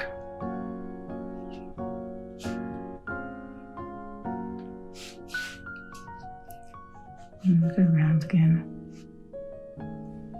Just give them some nice, cheerful patterns. And Larry can have some overlapping circles, I think. He needs a heart as well. He's a lovely boy.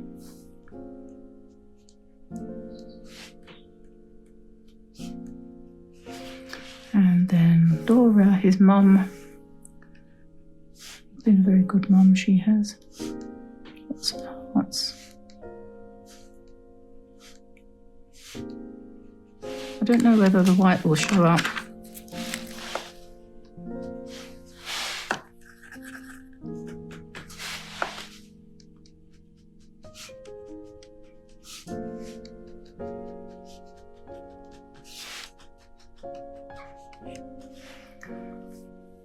And we could put some more embellishments in the sky if we wanted to.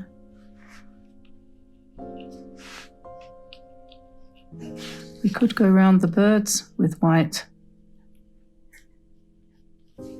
as well, just for the heck of it.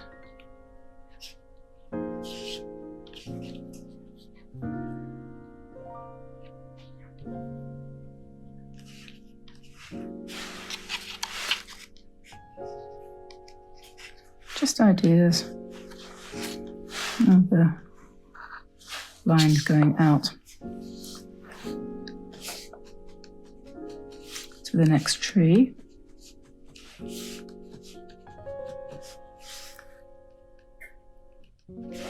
And there we are. I think that will probably do. So today, in honour of Christmas, we're going to have a partridge in a pear tree. Very simplified, very zen. Mustn't say that, otherwise the dog will come running. So I'll just say what I'm going to be using at the moment in the way of materials. Okay, here's my preliminary sketch. I'm going to be using a pencil. This is a Derwent Graphics B, which is a softish one.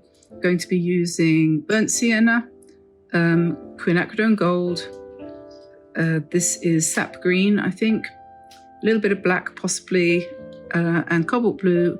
With the cobalt blue and the burnt sienna, we'll be able to make a nice grey. Then I've got my draw well brushes. This is a size 7 round, and I probably will use also at some point one of my Zen brushes, Zen Art. You can get a set of 6 of these in the link below, which will take you to Amazon or to the Zen page. They're very reasonable and quite a good starter set for painters. Also, the pigment liner, probably for the eye of the bird, and probably or maybe the Kuretake starry colours there, which I might use. So just put those out of the way for the minute, and I'm going to do the sketch following my outline sketch, which I just did a few minutes ago. The sketch will be available for you on the website if you want to download it for free. I'll get that up there hopefully when the video goes up tonight. So we have sort of line here just to give us a basis to start from. And I guess the first time when I did this a minute ago, I started off by drawing the bird. So I'm going to put the head of the bird just off centre. Excuse me. And, you know, we all have a kind of natural size which we draw. Some, I don't know if you've noticed that. I know I have. And so if you want something to come out a little bit bigger than your normal size, then you have to sort of consciously do that. And that's sometimes a little bit tricky. So you might not be doing yourself justice when you say you can't draw, because you might be trying to do things too big or too small. So it's just a thought. You could think about changing the scale of your drawing.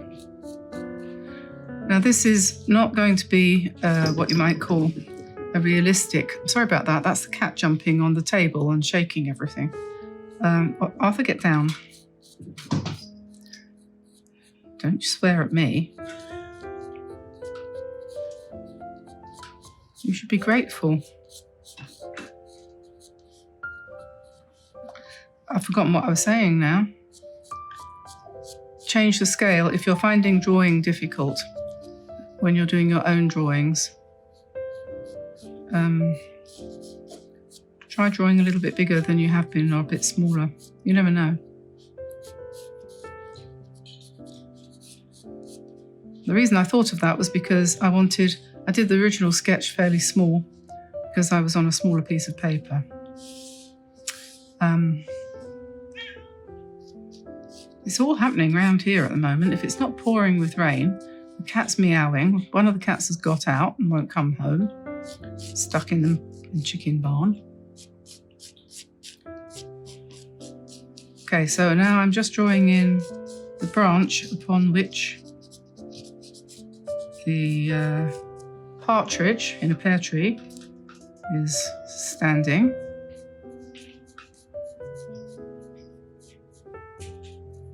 Perching.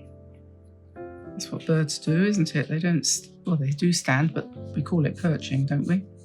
And this one is perching in a slightly unbalanced sort of way, but that doesn't matter. Partridges have a very complicated colour scheme, but I'm not really going to worry too much about that. So I decided we wouldn't do a whole complete tree. I don't know if you remember, we did a wreath with cardinal in it a little while ago, and I did it as a sort of semicircle. well, this is going to be a little bit like that, because I'm going to bring the branch of the pear tree up in a kind of curve around the bird. And having drawn that, I'm just going to change it a bit because I don't like the angle that I've done there, so we'll take that off.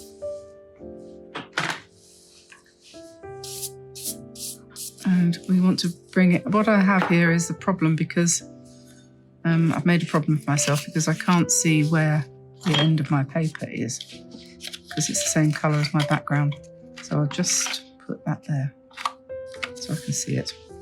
Right, so I actually want this to come up to about there.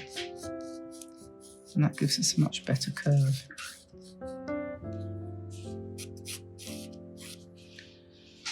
Okay, now the whole point here is we're going to put in the leaves for the pear tree. And we will also put in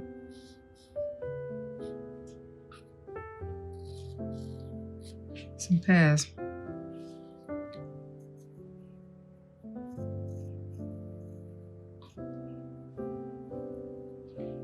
Make them nice and big.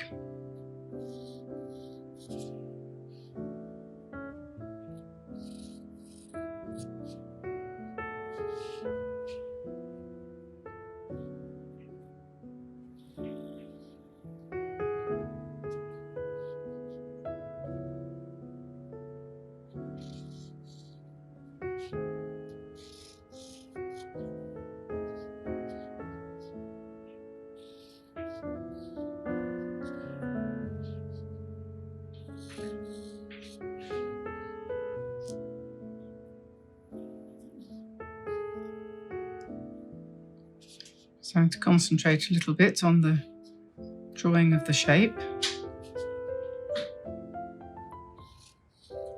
of these leaves. I can put one more here. Actually, the pears are the hard thing. They're really tricky.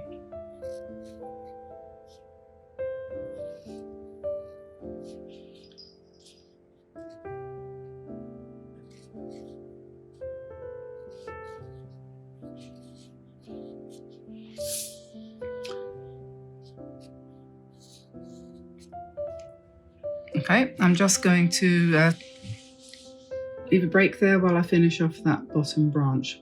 So don't have any clear direction which way I'm going with this, but I'm going to try and paint the partridge kind of wet in wet loosely to start with, and then sharpen up some of the details once it's settled. So I'll start with that, start with the partridge. I will also actually start off too by putting in his, at least the general suggestion of his eye.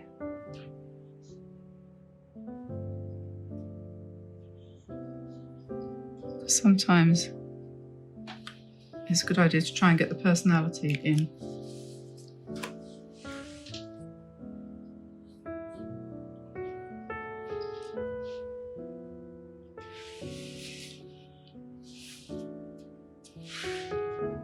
Okay, so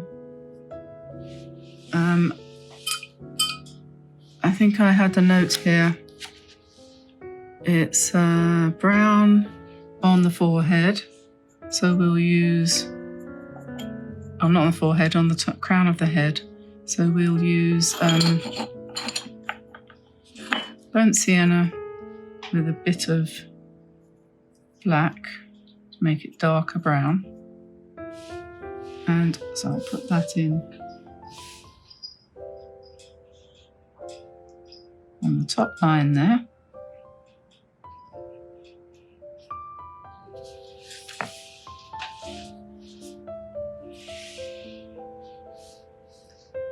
Put a bit more burnt sienna.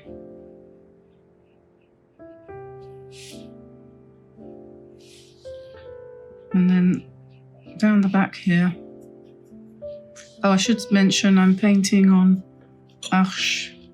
Arches paper.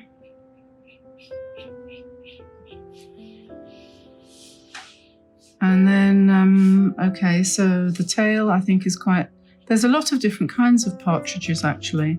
So when you sort of look online for a model, it's not easy actually to settle on a design, so to speak. Anyway, they do seem to have a lot of speckles around here.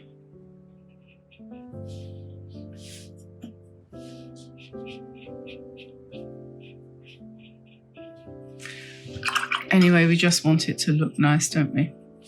And then the breast is a lovely grey, and one of my favourite greys is when you mix cobalt blue with burnt sienna, and you get a very nice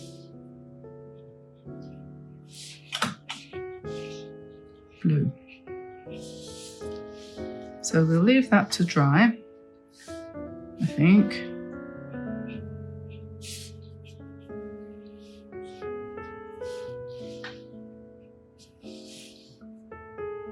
I think we'll leave that to dry. Put in his legs.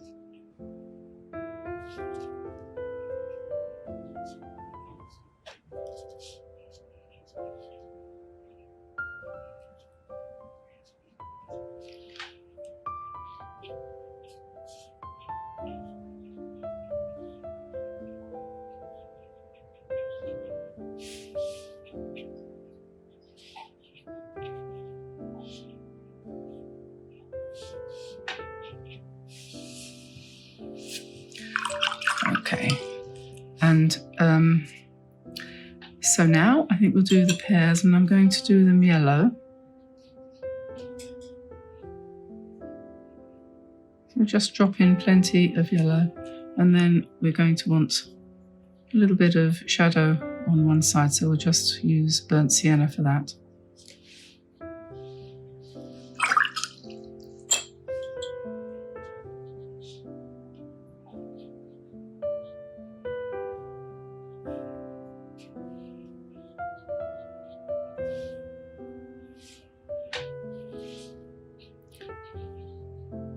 Arches, yes, sorry, Arches, £140 cold press.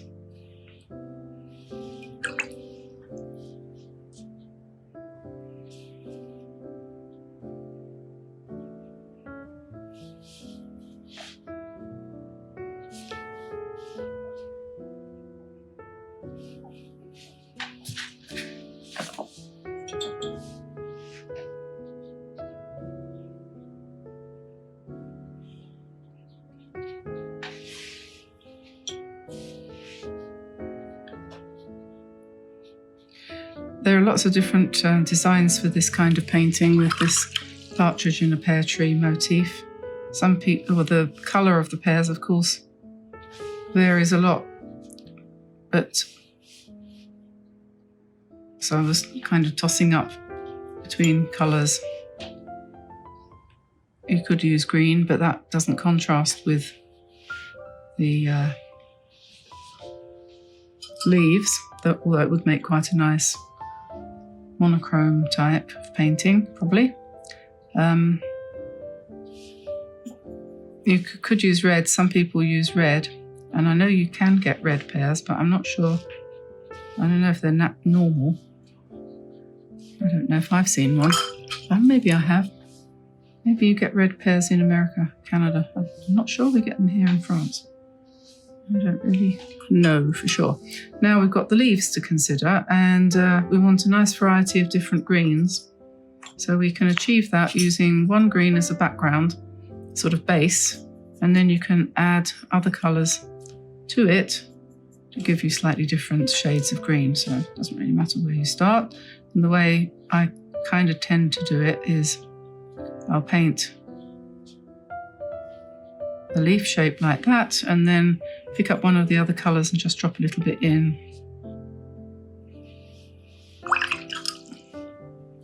If I don't like what I've done, I can lift it out. Going to have to make that one a little bit darker, and you know why? Because I've just realised if I go over the lines, you'll realise the same thing too, won't you? If I go over the line, which is easy to do, of course, you won't be able to rub it out because it's because of the pencil underneath. You won't be able to rub it out if the paint goes over the pencil. And I'm just looking for something to scratch the veins in with, because that's quite a good technique. If I can find my little glass pen, I found that's quite handy because it's got a reasonably sharp point there. So you can just go in and just scratch in the veins. And if you do that straight away, you'll get a darker vein. And if you wait a minute or two, it'll scratch the paper away and you'll get a lighter coloured line. So got two options.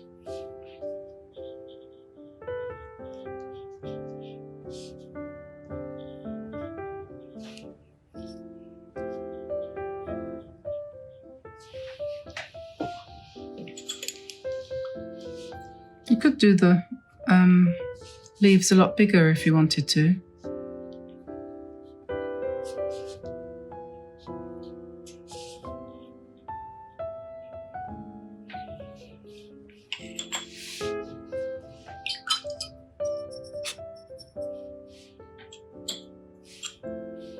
But I've made mine a little bit small at the top there and a bit bigger down the bottom.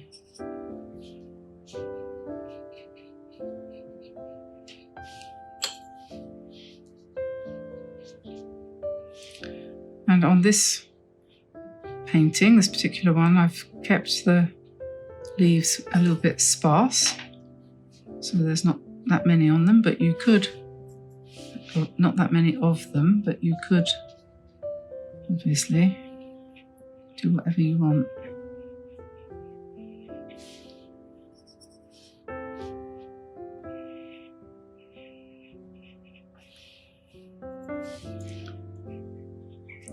So I'm just mixing sap green with a little bit of quinacridone gold, basically, just to keep it harmonious.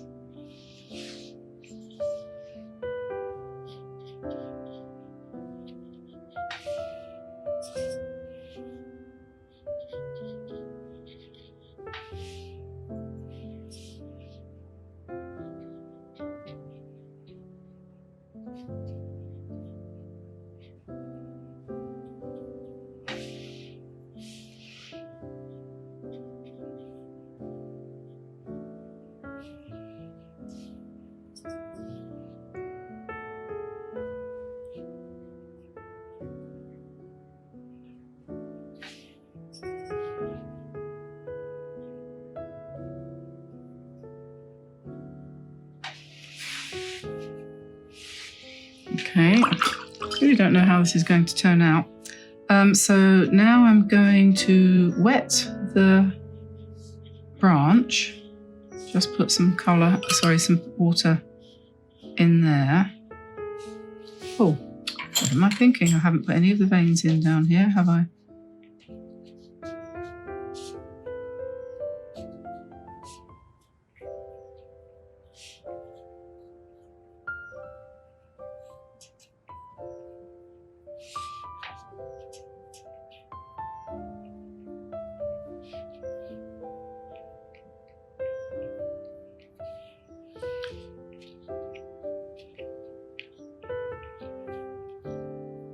So here's a question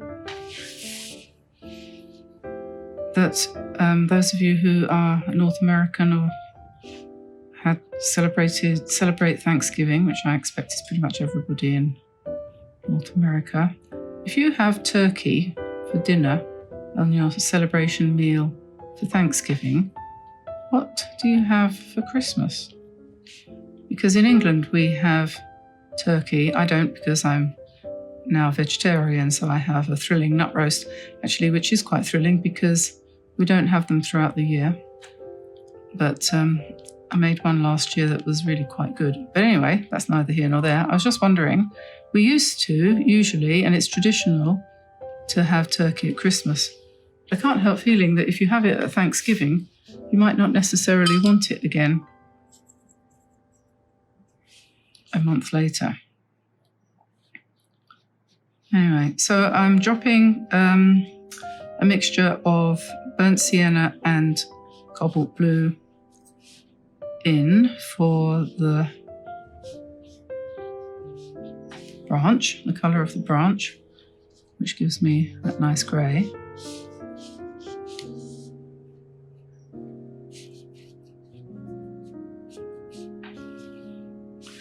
It's interesting, this paint, this paper, because this is supposedly Arches. It came from America, and it's basically bleeding. I haven't done anything to this paper at all, apart from use it. I haven't soaked it, I haven't stretched it, I haven't done anything.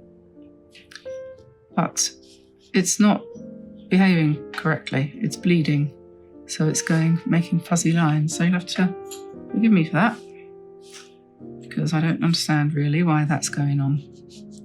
That is weird.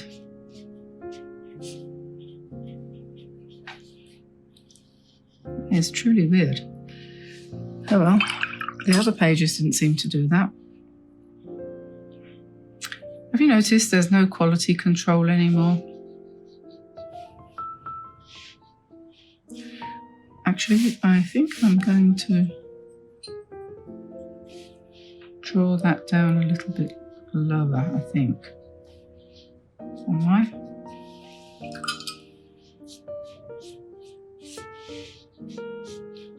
Yeah, it's amazing. That's really bleeding.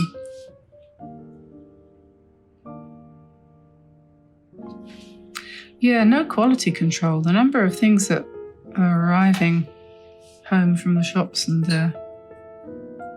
I don't know, there's so many different things that have been turning up. Yeah, see, now it's not bleeding on that bit there, so that means that the sizing is uneven across this piece of paper. Honestly.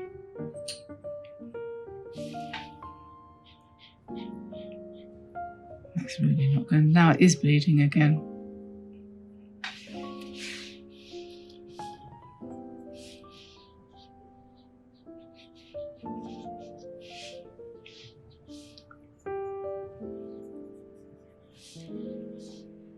Oops.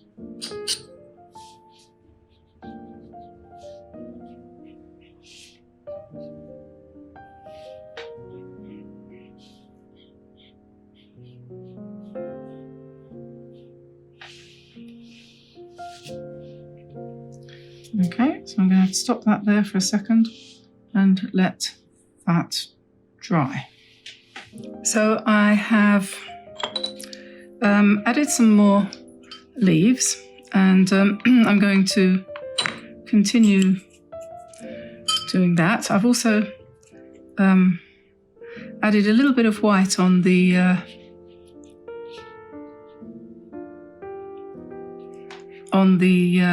partridge.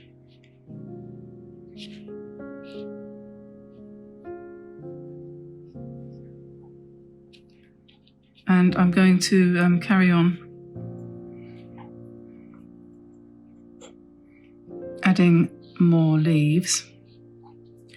And what I'm doing here is adding a leaf behind some of the others, and then, whoops, I keep picking up the wrong colour. Silly.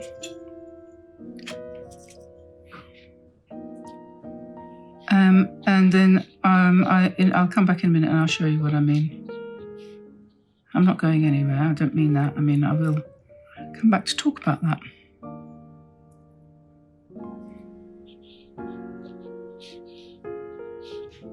You can, if you want, you can put in more veins with darker paint like that, as well as scratching out. You don't have to only scratch out, so you can do it like that too. And we need to put in some stems for some of these leaves and the pears.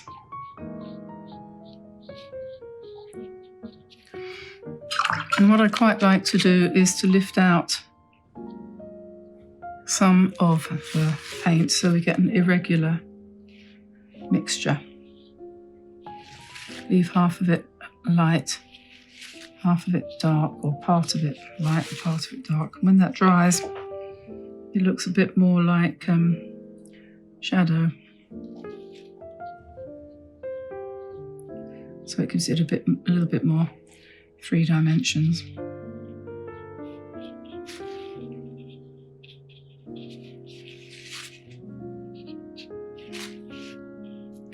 So here, it's come out of my brush.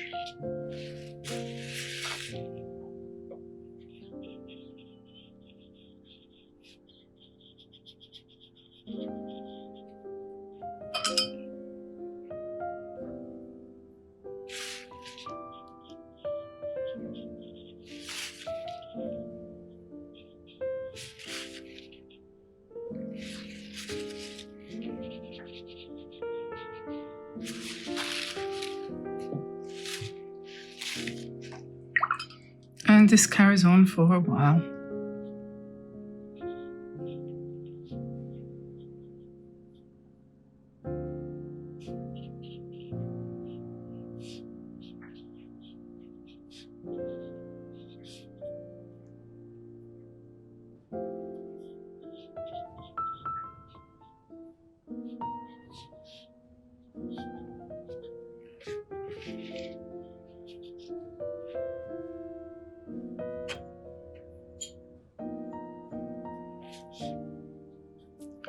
The little dark patch, dark spots at the bottom.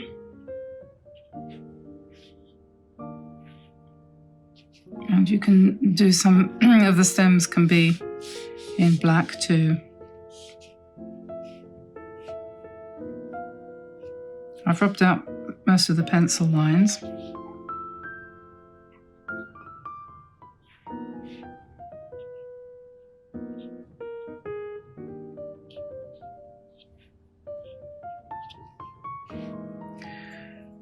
And now we've got a few more up here. They go on forever, don't they? It's a fairly restful and relaxing kind of thing to do.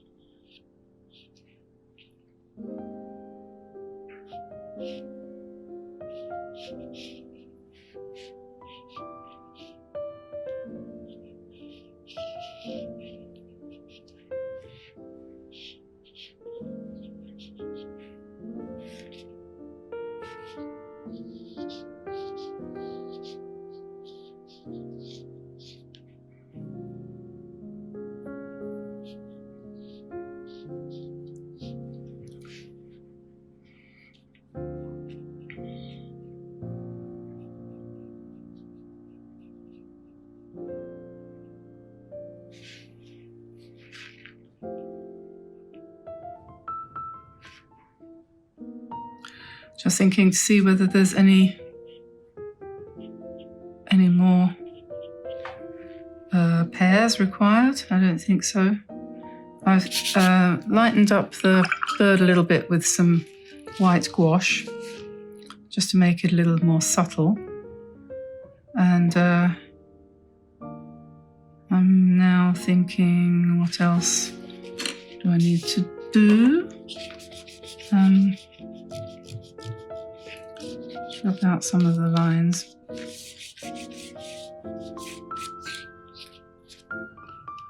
think some of those are still a bit damp, so don't want to make a big smudge.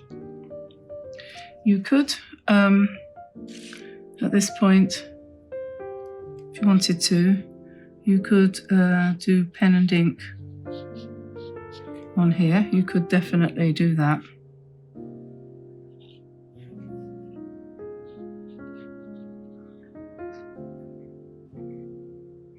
I've made the ones in the front a little bit darker than the ones at the back overall, because that's kind of closer to you.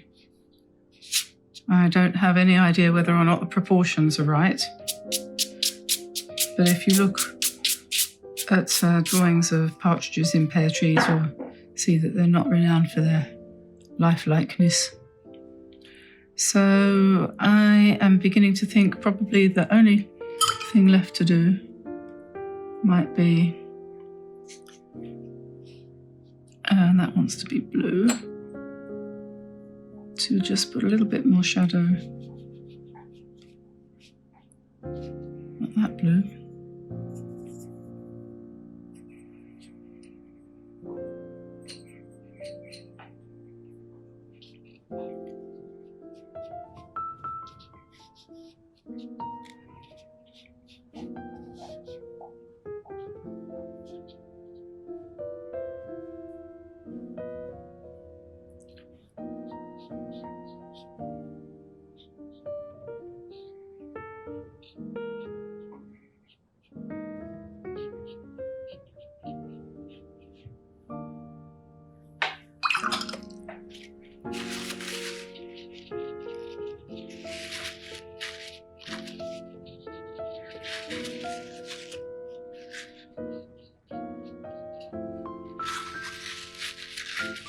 I think I might put another leaf in here.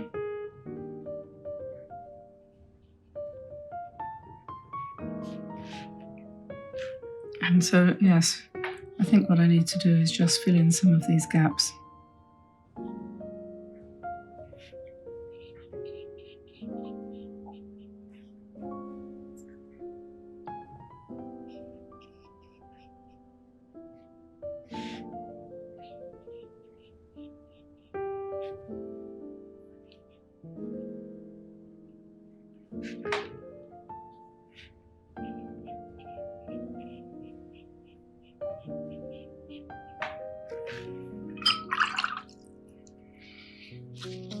I think we need one here.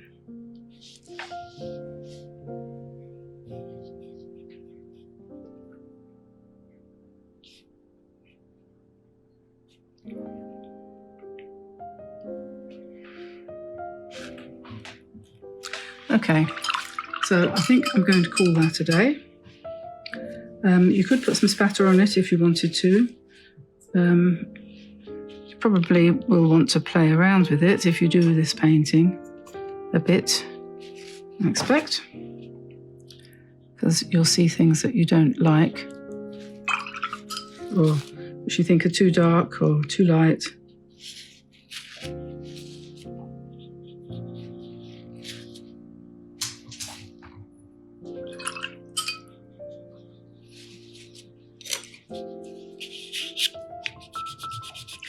And you could come in with pen and ink and see whether you thought that was a good idea. If you aren't sure, you could always take a colour photocopy and try it out and see what you think about that. Maybe I'll do that. So here's my photocopy, and I'm just going to see what happens, see how I feel about it. If I do like pen and ink in addition to watercolour. I do like the effect, I must admit. So, because you can sort of just put in little details that otherwise you would lose. So that's one way that you can help yourself decide whether or not you want to add. Because I know some people have said, "No, it's so difficult because once you've done it, you've done it." And that's right. That is true.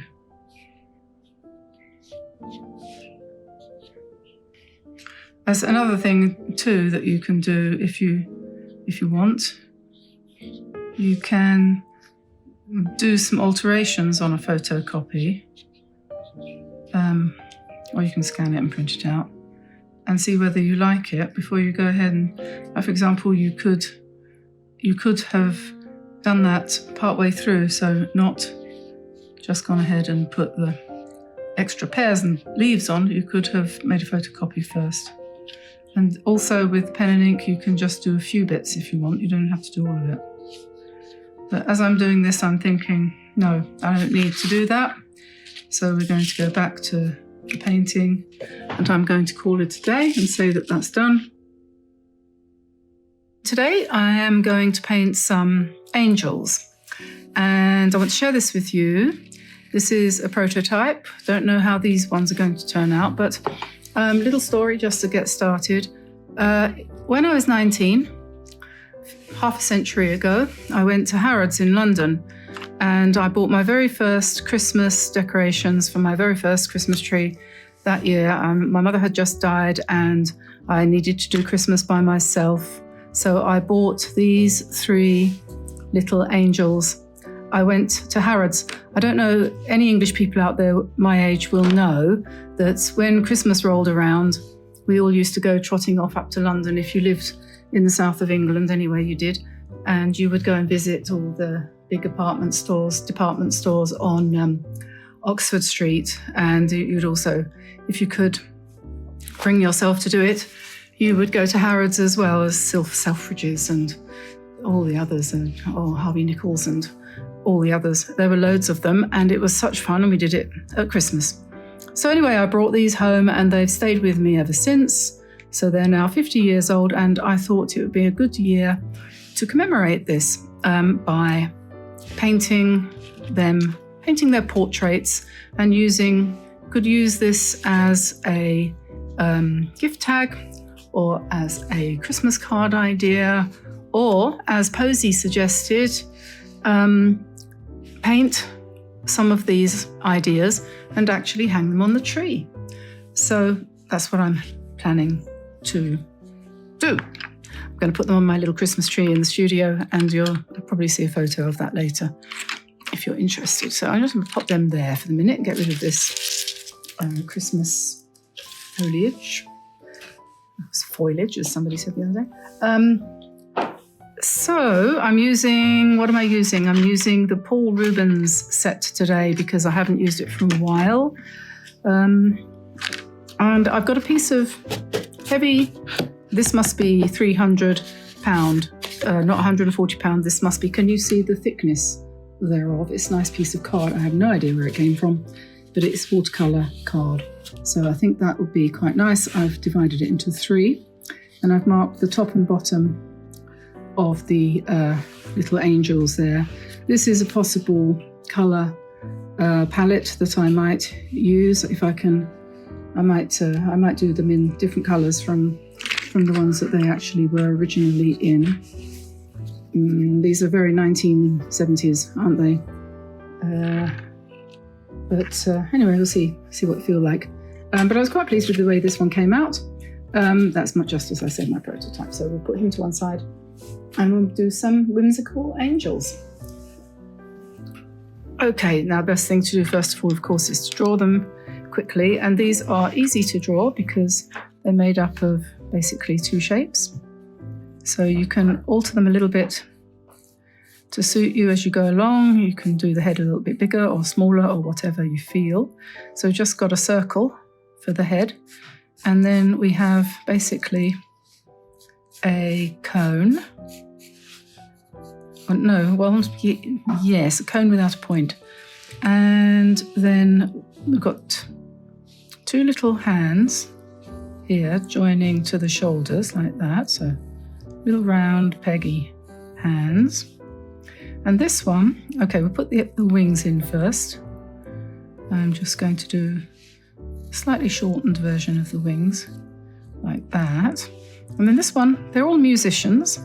This one is playing what we used to call a squeeze box. Do you call it that?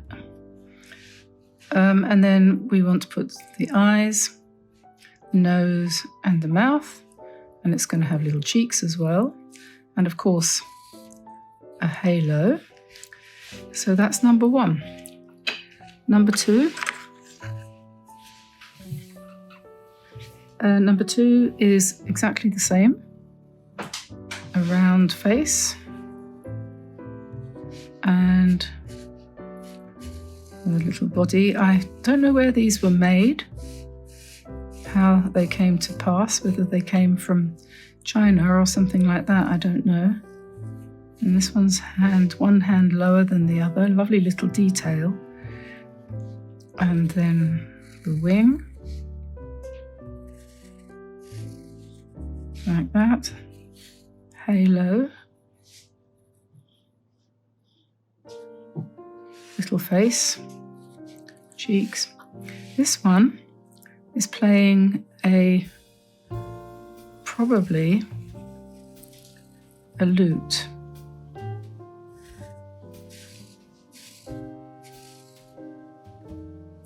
I think it needs to go up a little bit higher, I think.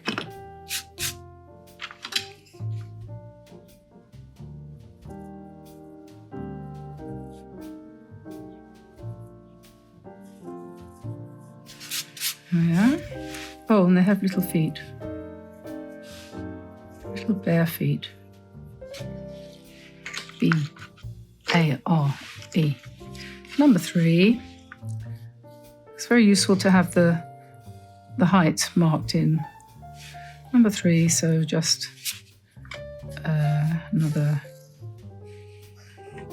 shape for the body, very simple. 2 little feet. 2 little wings, and then the hands. And this one has got a drum, and he's playing drums, and 2 eyes. Make them in the bottom half of the head of the face, so. And then halo. You don't have to do them all pointing the same way, but anyway, so there we are, that's that. Now, I've got my set of Finetech golds there, which we'll probably use. And as I said, we're using the Paul Rubens set of 24 colours, 3, 6, 9, 12, yes, 24 colours. Got all the basic colours there, I think, and except for one thing that I think is probably missing, which is a nice strong purple. So if I want to use a purple, give me a tip. I just need to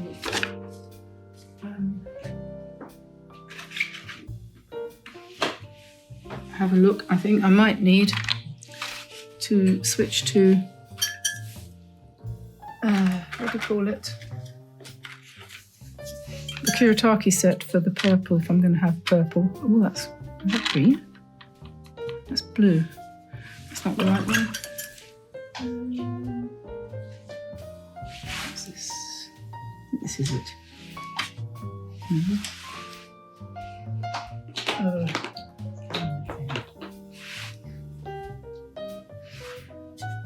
Yeah, there we go. That's a purple. That's not.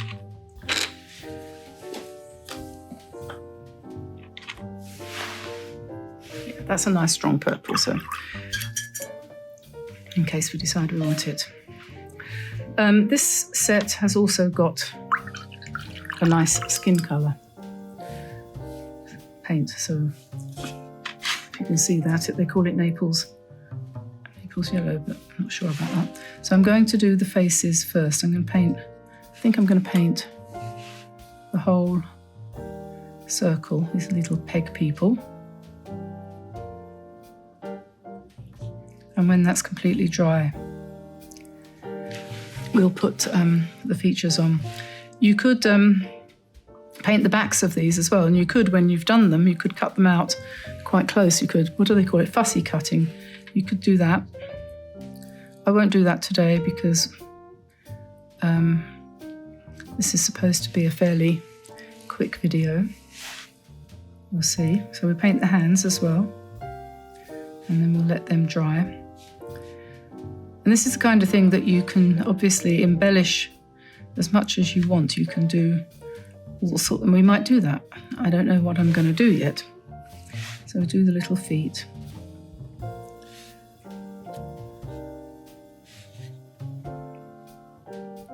There we are. So that's all their faces, hands and feet. Now, let me see. So shall I be really bold and have a nice purple one here?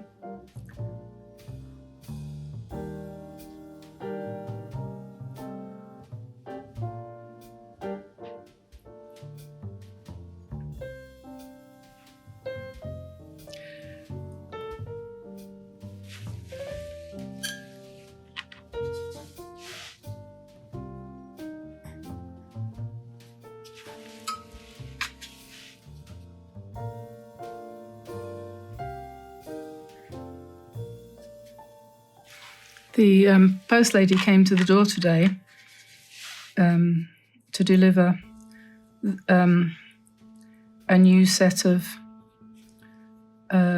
paints that I didn't buy. They've been sent to me. My Ling, I think it's called, and I think you might have heard of them. I'll be reviewing them soon. Came in a nice box. These ones here, My Ling, My Lang. Apparently they're also made by Paul Rubens, and they want me to give them a try. So we'll be doing that soon. And I think I might paint the wings gold.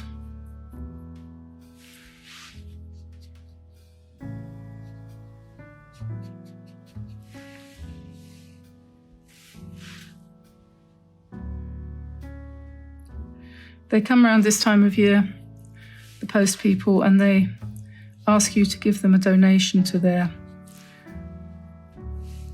charity fund or whatever it is. I don't know, some kind of tip for them, I suppose. So they sell you calendars. So you give them 20 euros and they give you a calendar for the year coming.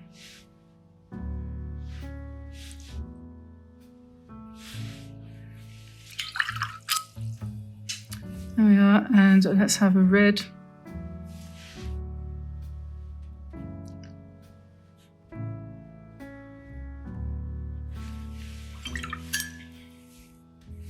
And yellow stripy squeeze box.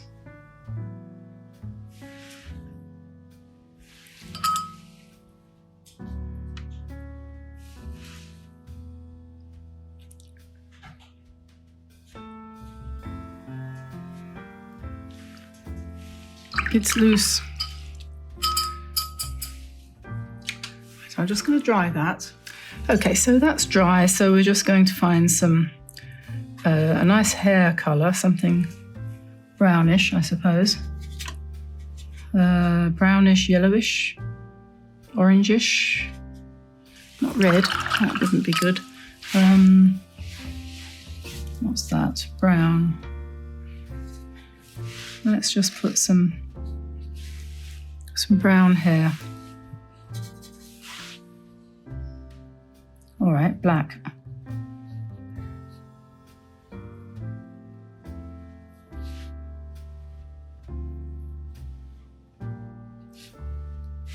Okay, that will do for that. Then I'm just going to put, I hope I'm going to put, a lot of my tools are not working very well today, so I just want you to put the eyes looking down like that. And then the little singing mouth. And we'll just call that done. And then we need to do, I think we need to do the background next. And I think that's going to have to be blue, isn't it really?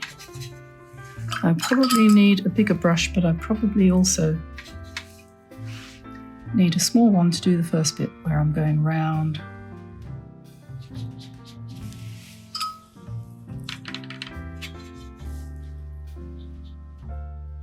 Round the shape.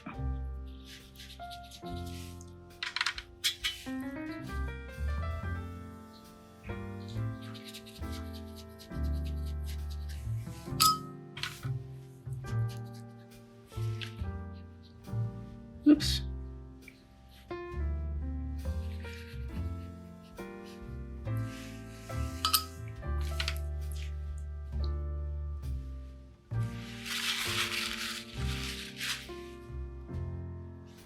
There are days, aren't there, where nothing really works.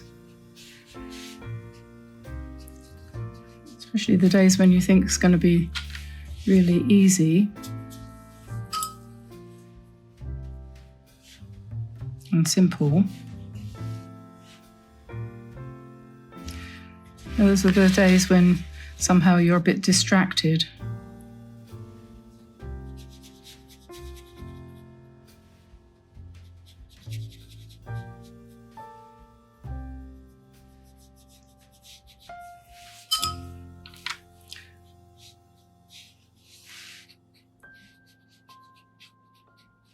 I'll have to go over the hair again in a minute when it's dry. So I'll just turn you off while I dry this. Okay, so that's dry now, so I'm going to embellish this. So I've got a gold pen here, and just want to go around the outside edge of the wings and just shape them a little bit better, I think. Just make it a little bit darker.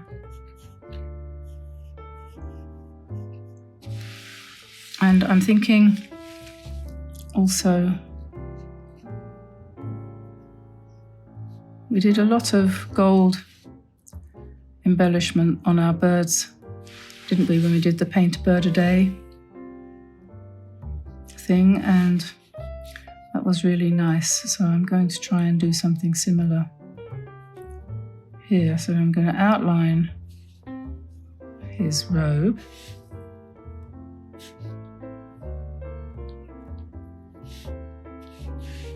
And then what shall we do?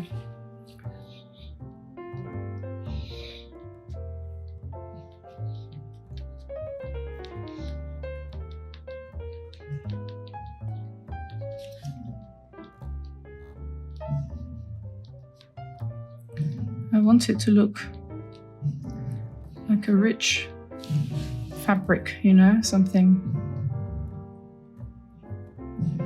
beautiful and shiny.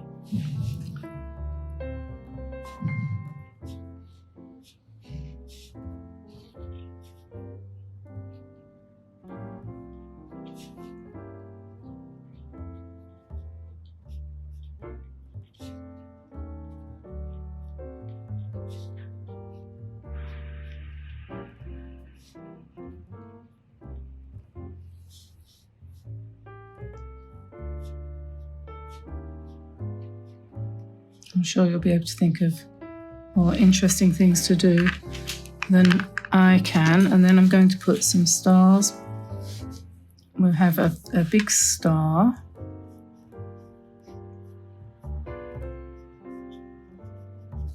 And then lots of small ones in the sky.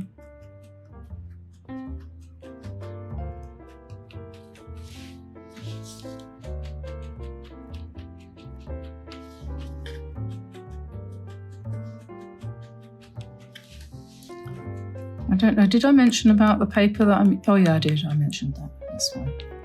So there we are. And he needs a halo. Just give him a little halo, like that. And then I don't know if we'll be able to see the embellishment on his wings. Something like that.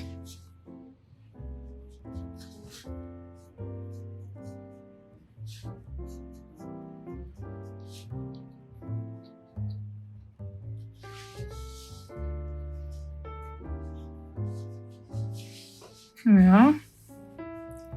And I want to give him some pink cheeks. Him or her, I'm not sure if it's a him or a her. Little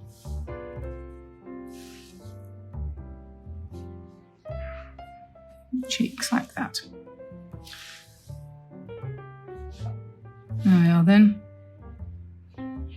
So that's that one done, and the other two I will do in the same way with different colours. And so for the time being, we'll just cut that one off.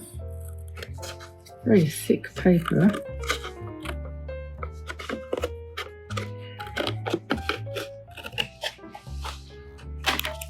I think probably around the edges. It would make definitely a nice little card design, I think.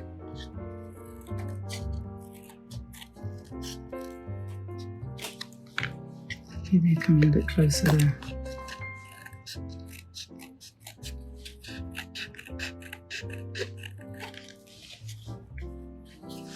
Maybe a bit closer around the bottom.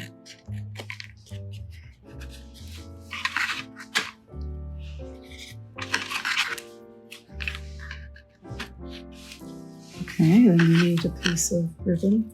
Oh, I need a punch. Hang on.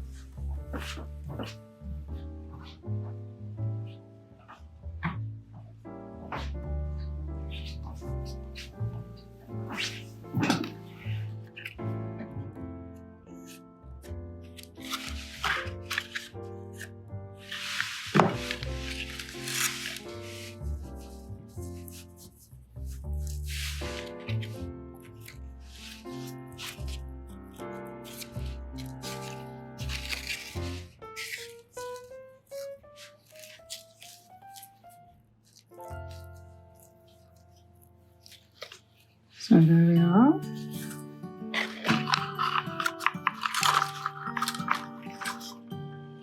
One little Christmas tag, and I will do the others in a minute and show them to you at the end. And there's my prototype looking off tatty.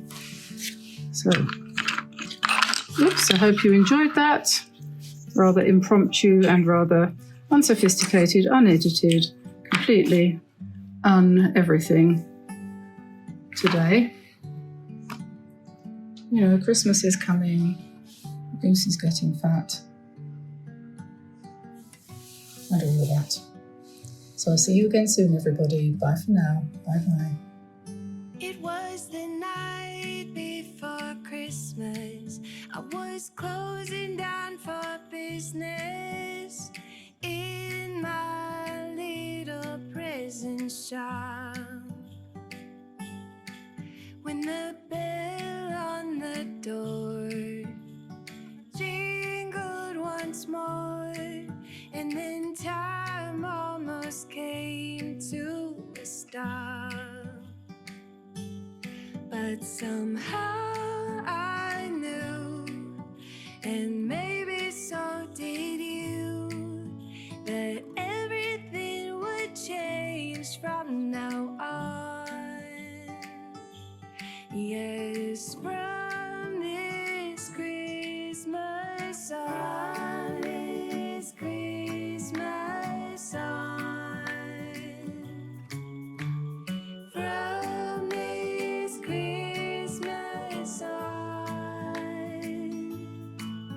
it's gonna be you and me decorating the tree from this Christmas on.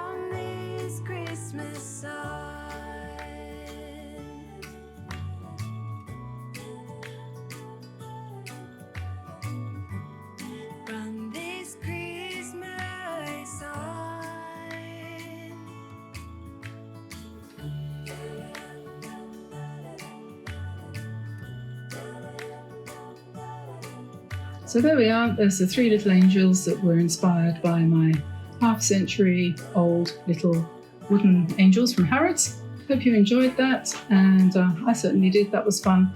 I'm going to hang them on the tree directly. And yeah, if you liked the video, give us a like and subscribe, turn on notifications, and do all those other things that are so fun. And I'll see you over on dianeantone.com if you want sketches to download and stuff like that, all for free. So I'll let you go now. It's time for a cup of tea, and I'll see you again soon. Bye, everybody. Bye-bye.